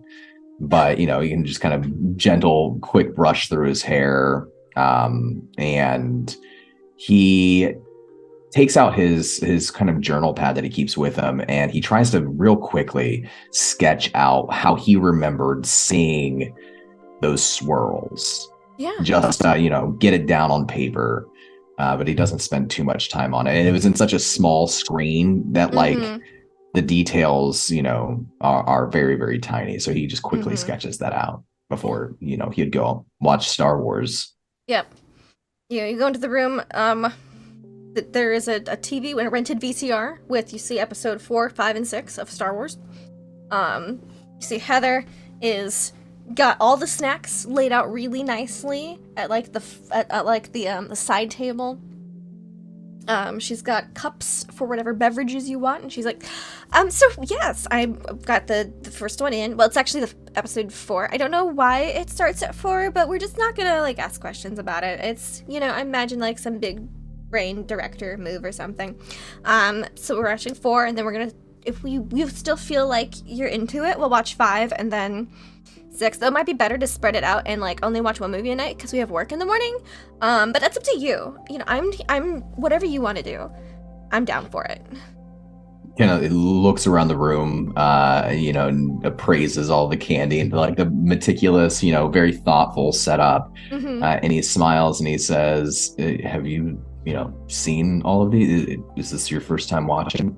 I saw them in the theater when they came out because my family really likes to go to the movies because my grandma is used to be in a lot of them. I guess she's in them a lot again nowadays. She took a break for a while. Gina Summers, she's a 1930s golden age of Hollywood type actor. Yeah. Who's been, and now that she's older in her 70s, she's been making a comeback as those grandmotherly type of roles in some movies.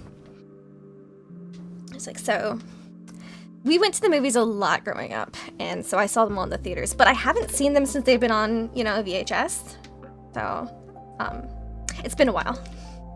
All very right, good well, I probably should have seen them before now, but I'm glad that I'm here watching them with you tonight. And you really went out of your way for me. Thank you. Oh, it wasn't any trouble at all. It was totally fine. There's not really any chairs in here, so we'll both have to sit on the bed. And I know you were concerned that they might be scary. So if you ever just feel slightly scared at all whatsoever, you can hold my hand, or whatever. Yeah, thank you. She does the pet next to her. There's a bowl of popcorn.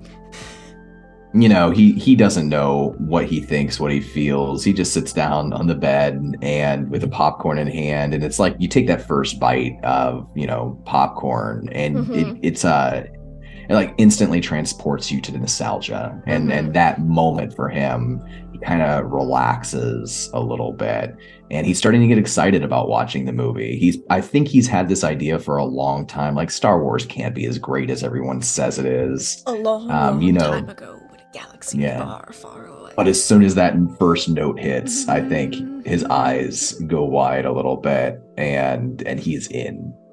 Yep. You were invested. She's invested, but every so often she just just makes sure you're you're doing good. And about halfway through the movie, you're both just super into it, and then there's that moment where you're both reaching to the popcorn bowl at the same time. And yeah, it's very awkward, very cute. And I think we will end with you guys watching Star Wars for the evening. And probably absolutely nothing happening, much to Heather's dismay, but she's determined. The closest thing she gets is when their hands touch in the popcorn bowl, he lets out this laugh, and it's a bright laugh. It's not an awkward laugh. It's just a genuine laugh, and he smiles at her. And he just kind of mumbles between crunching a kernel between his teeth. It's pretty good. It's pretty good. Yeah, this made her day. She takes that as a win, and we will fade out on y'all watching Star Wars, and then going to bed. What about Uriah? Does Uriah do anything that evening once returning back to the hotel? I think that if like we're having a movie here and they do a soft cut from the you know, the kids and their Yeah. will they, won't they? It goes downstairs, and I would say Uriah, like the last shot is like a Tanner with that bright laugh, and then the camera like spins through the hotel and goes downstairs, and it goes downstairs to Uriah, and he's finishing a cigarette, and he goes, "It was with a fucking clapboard. I wasn't there. Yeah, the clap killed the guy," and that's. And there's like an audience of the other PAs. You love it. Yep. I'm here for it. And I think we'll fade on that beautiful, wonderful night and go pick up the next morning at the hotel.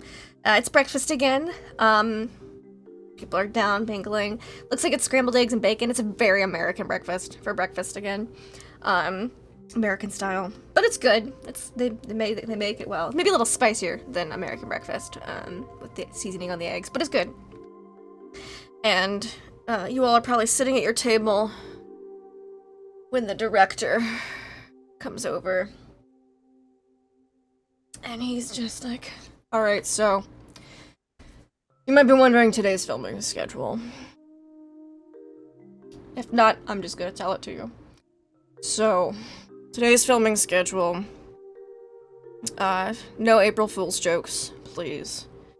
Because it is April 1st, it is a Tuesday. We are going to be going, one of our team was concerned about the earthquake yesterday, so we're gonna be asking about some, like, Richter scale readings just for whatever might look good on the film. But we're gonna be going to a volcano today. Fueguino. It'd be like a 4.5, 5 hour ride by boat, but I managed to find us a pilot in a seaplane. So, it's gonna take about an hour, maybe a little under to get there. We're gonna go, technically, it's on Cook Island. Isla Cook, whatever, just Cook Island. And, it's technically in Chile.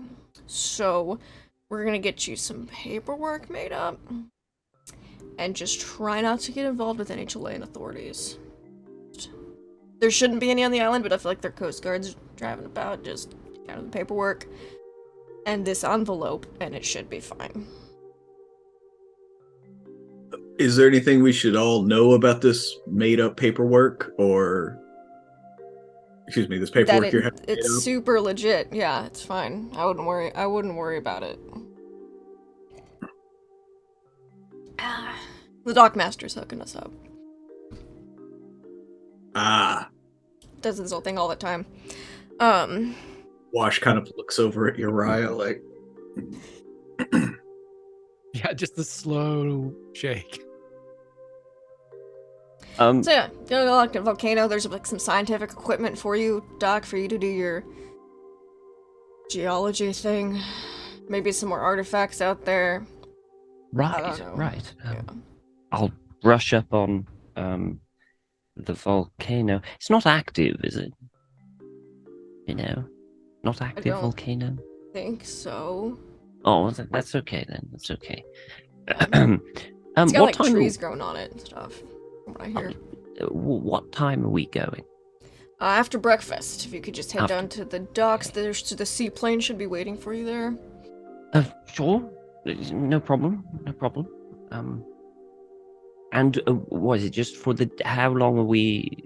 Is it just for the day and coming back? Yeah, like probably about after lunch. Yeah, again, I'm gonna send Danny with some packed lunches for you guys.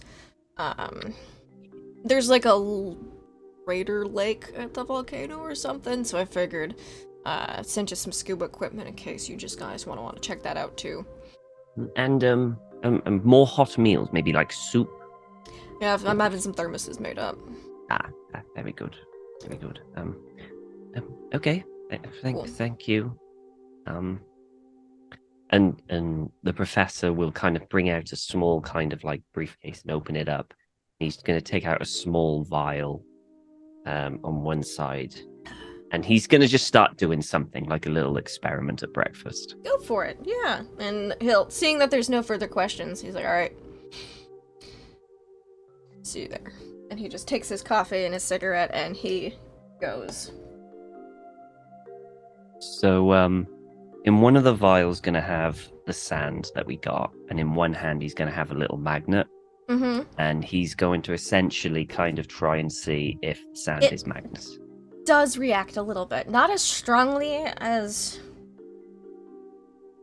the magnetite little statues are, but they do seem to be of the opposite polarity of the little statues, because like when you held them up to the sand, there wasn't, like, it almost pushed away a little bit. So the little statues push the sand away. Mm-hmm. Just a little bit. It's not like a huge, like a super strong effect, but like Yeah, a little yeah, bit, but just a little thing. It's probably like why they that. were so clean. So he's gonna tell a little experiment here, just to give you some explanation onto potentially what happened into the thing, and he'll show them the experiment, how like the miniature statues push the sand away and everything like that. So these two are somewhat magnetized, but a different polarization, to which, where, sometimes if two positives will come apart and the opposites come together, well, these two are the same. So that is why they push around, which is probably would indicate why it was so clean when you brought them up. It's fascinating. I don't think I've ever seen sand quite like this. It truly is a wonderful find. This is related to this volcano we're going to later today somehow. Oh, no. That was just an experiment from yesterday from the lake. No, this was just an explanation of that. I just thought I'd inform you, just in case you were wondering why, the sand, it was so clean and everything. That's the explanation. Knowledge is power. So Doc, I mean, I think the big question Professor. on everybody's minds now is what are you going to call this? The sand. What, the sand? Well, it's a bit. It's not really up to me. You see, the way we come up with thing is it's what it's made out of. So if it's close to a certain, because rocks are made out of multiple different things. You see, sometimes. So it would have to go into the microscope, and you see, and then after some research and experimentation, which could potentially take years, depending on the findings, then we will name it, I don't know, something appropriate, I suppose. Maybe after the location that we found it. I suppose that would be quite appropriate. Maybe after the tribe that used to be there. You see, maybe it could be named after the local culture that was there, or maybe their deity. There's a lot of information and stuff that goes into it. You see, Right. But okay, Mhm. We can talk later. We can talk more about it. Of course, I'm always eager to talk to people about such things.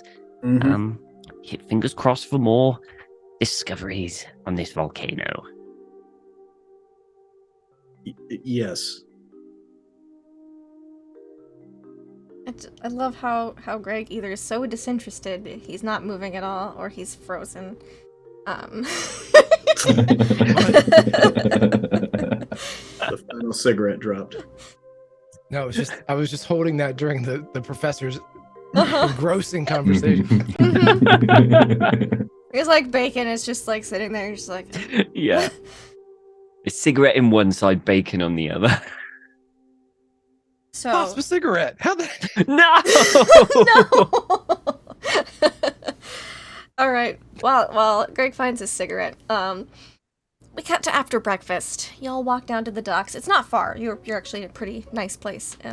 Pretty centralized in Ushuaia.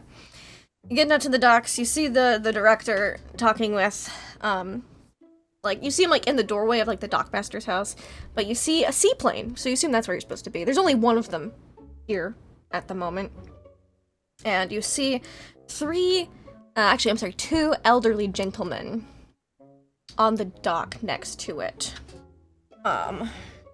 Watching a movie. There's like a little, like a VHS with like a really long, like extension cable, VHS tape, and like a television, and they're just sitting in like little fold-up chairs with their feet kicked up on a table, just sitting and watching in front of this seaplane as you approach.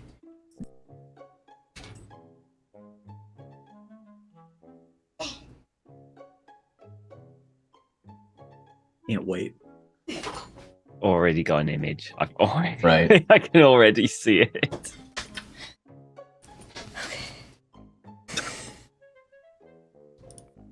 I have almost the exact same bomber jacket. Nice. So, here we go. You see, I'm kicked up just watching it as you approach. They like turn to look at you, and you see that they're watching Das Boot. Oh. This is my favorite part. Yeah, it is a very, very good part here, you know. This,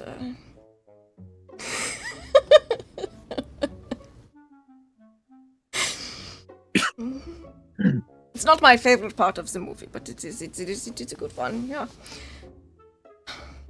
Oh, what's your favorite part? Oh, you see like him turn to his compatriot, who's also old, mustache, not wearing quite as much of the pilot regalia. Mm-hmm. But he says something to him in German. I don't think any of y'all can speak German. And he goes, I really like the beginning when they're all, that speech when they're all inspired with confidence in their mission, you know. Yeah. That is my favorite part. Before they actually have to go through it, yeah. Mm-hmm. I get it. Just a great sense of camaraderie. Mm. I'm sorry, I should probably introduce myself. And he, like, gets up. And he holds her. He goes, my name is Johann Hertz. Are you the people that are going to be flying in my seaplane today? Yeah. Yeah, I'm a pilot of myself, more under the water, but yeah, I'm Wash Keys. Wash Keys, and the rest of you. Tanner Huntington, I'm running the camera. He's packing the camera up into the thing. Yeah, good. He looks at the professor. Similar in age to himself. The man looks to be 70, 80, somewhere between 70 to 80. Yeah. My name is Professor Marvin Howells. I will be. This is all the equipment that I'll be. Is there enough room for all of this on your? It'll be fine, yeah. No weight distribution issues, or? I will fix it if so. Oh, very good. Very good. Here we go. So you'll put your stuff on the right side of the plane. You put your stuff on the left side of the plane. Right. Okay. Right. Okay. And he starts There you are. loading up. Weight balanced. And he'll look at this punk last. Uriah so desperately wants to ask what he did during the war, but instead just says, Uriah Pendergast, nice to meet you. Good, nice to meet you. Don't worry, you'll be very safe here in my seaplane. You see on the side, it's named, Die Fraulein. He goes, I've been flying for over 50 years now, so I have plenty of experience. When he says that, the professor stops for a minute, looks, because the professor served during World War II itself, shrugs, and then just continues to put the things away. He goes, no hard feelings. I was here I've been in Argentina since 33 and haven't been back to Germany since. I heard a lot of that was going around on that time. And you see, he gets this look in his eyes. like he's seen something. It is. He goes, it is, not what most would think, but I've made best with my situation, and I've got my seaplane, and I do chartered work here. Of course, it was a very long time ago. Yes, yeah. I've heard many terrible news reports, so...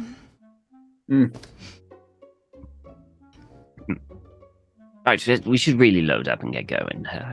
Yeah, well, Yeah, Wash is going to finish checking the diving gear and stuff. Did they actually refill the oxygen tanks before we go? they appear to be different oxygen tanks. Mostly full oxygen tanks. Interesting. Yep. You're on a timer. You can't go over the time. Wash makes a note of that. It's like Mm-hmm. he's kind of mumbling. Like, I mean, it seems like you just refilled the tanks we had, but okay, whatever. You just want new tanks? You get new tanks. I'm just going to do a pre-flight check before we go.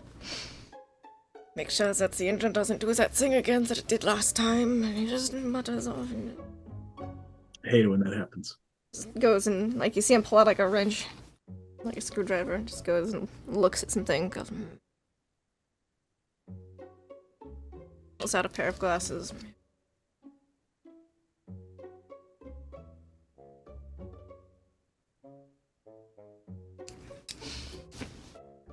And he just does some fiddling and adjusting. And I'm just gonna make a roll here. Tanner looks to Uriah because Uriah is a mechanic. I know, like, obviously a plane is different than a submarine, but he's watching this pilot with a screwdriver and glasses on. He looks to Uriah to see if Uriah seems worried about the situation at all. Should Uriah seem worried about the situation? You can make me a mechanic roll. Sure, I will do Mechanical that. repair.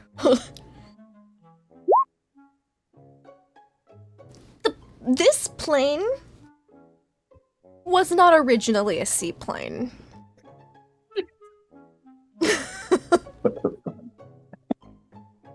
This plane, it's had some work done.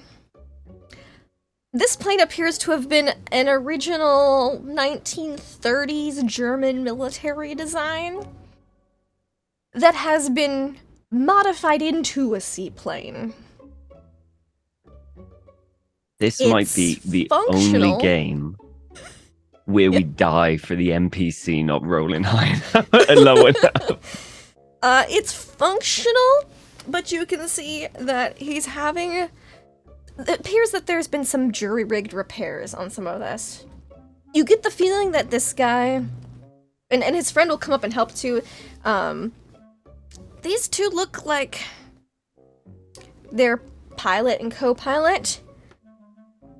There's a third chair sitting there empty. You're guessing that may have been where the mechanic once sat and watched Das Boot with them. But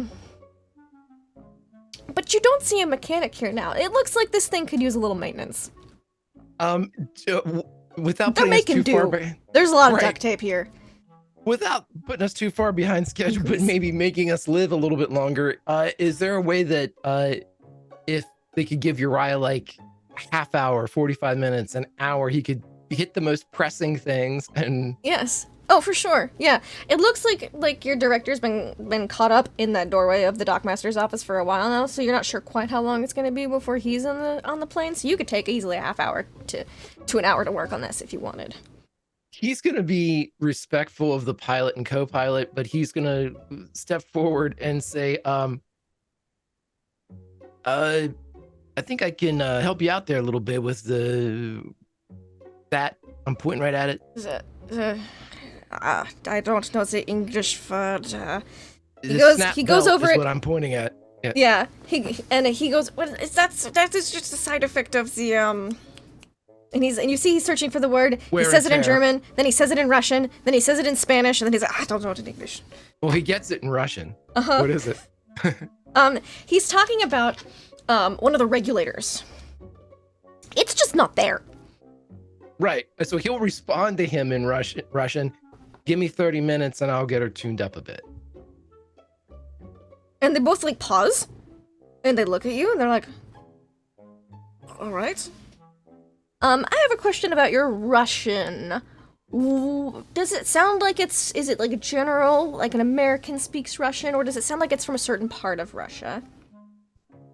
How How familiar are you with Russian? It would sound like it's from the Georgian region of Russia.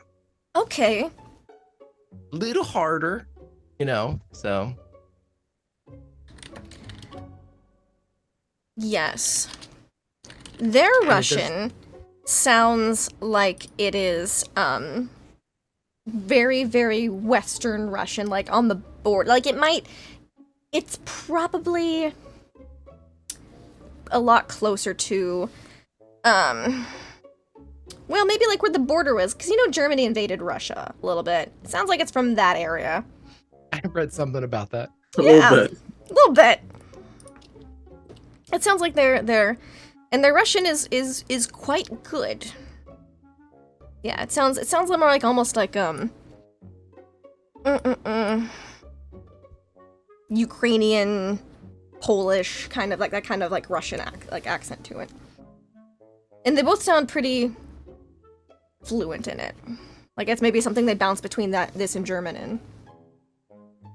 Yeah, so yeah, he wouldn't. They look at you a little bit and they're like, yes. Yeah, yeah. And then like they will carry on. They know a lot more of the technical terminology in Russian than they do in English. Yeah, so I'm gonna try to fix the plane as best as I can. So anything that's gonna make us explode, I'll make it not do that. Yeah, you got a hard success, so you are definitely able to make that happen. And the pilots seem pretty pleased. And they tell you like, oh, okay, we've not been able to keep up with the maintenance since we lost Franz. I hate to hear that. Oh yeah, he was the oldest one, and he died first, really. We're just kind of just waiting at this point, but Yeah. Getting old sucks, and they like hoist themselves up and get into the seaplane. For no particular Tanner. reason, to meta-knowledge, does anybody have small craft piloting? Just no one. No. Okay. It's fine. He's a wunderbar aeroplane Flugzeug pilot, Jetpiloten even maybe. And it's right about the time when you're finishing up fixing some things, making some jury-rigged repairs here and there, that the plane starts up. Your director comes back over. You all hop onto the plane, and let me just roll. Oops, if it help if I could spell. Roll 1d100. And you all start to go out on the seaplane, pull away from the docks. And as the plane starts to lift off, that's where we're gonna call it for tonight. So, thank you all so much for playing. We're gonna go around, we're gonna say who we are, where we can find you or not find you or whatever, and favorite moment from tonight's game. We're gonna go in the same order as we did earlier. So, Tom, our good Professor Martin Howell, how was tonight for you? It was great. This might be the first time where we just die from an NPC. Just completely failing. Whether or not we land or not is potluck at this present moment. Potluck. I had a blast as always. I love it. I love playing the characters. I love everyone else's character. They're fantastic. I am in love with Heather. She's so sweet and adorable. She's so sweet. But yeah, the weird stuff is starting to happen. And that's what I love. The weird stuff is getting there now. Let's see what weird stuff we find in a volcano, which totally will not erupt or anything like that. Totally It'll not. be fine. Yep. Yeah. Thanks, Tom. You know who else might like weird stuff? Greg, Uriah, how was tonight for you? It was great. Hi, I'm Greg Grimjack. Let's see what I loved about tonight. Tom's commitment to this professor is absolutely fantastic. Just the whole falling right into the dutiful mentor, the just soaking into it. And the thing that I loved was the offhand and genuine nature when he turned to Brian and said, did you hear the pebble joke? My students love the pebble joke. And that was the most authentic thing I think I've ever heard in a Cthulhu game. It was just, it was dripping with realism, and I loved it. I love this group. And as Tom said, we all have been together so much. We've died a lot, and we've died in numerous ways. And I'm always, anytime I hear something that we haven't died from, I heard volcano and I was like, fuck yeah, man, let's do this volcano. We haven't done a volcano yet, have we? Awesome. Okay. So yeah, I can't wait for the next time. Great group, fantastic NPCs, all gifted by the godlike GM that brought us all together. So again, I said it last time, thanks for getting the band together. Thanks. I love getting the band back together. And part of that band is Dawn. Tanner Huntington, how was tonight for you? I had a lot of fun. Yeah, like anytime you kind of dig deeper into the mystery, find weird items, and then try to figure out what they could possibly be. I thought all that was really cool. I loved how both the professor had this long kind of exploration diatribe of rocks, essentially, and I loved all the NPCs, everyone's reaction to it was so boring to them, but there's actually like really interesting things going on there, and he saw it, so I thought that was cool. I hope that I hope that is not. I failed my first push roll. I hope I fail many more to come. That's always a fun part of the game for me. And yeah, it's just a great group. I want to know more about the characters. I'm sure more will come out over time as we're put into stress situations. But I had the same thought as soon as you said volcano, Lindy. My brain went, wait, have we done volcano before? Did we do I don't think so. And then what was the line?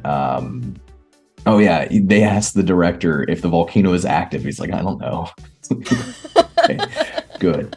I'm here for it. So yeah, I'm Don. I can't wait to be back next time. Great group. It's been forever since we got to play Cthulhu together, and I'm loving it. Me too. Pruitt, hi. Washkeys, are you loving it? You were muted.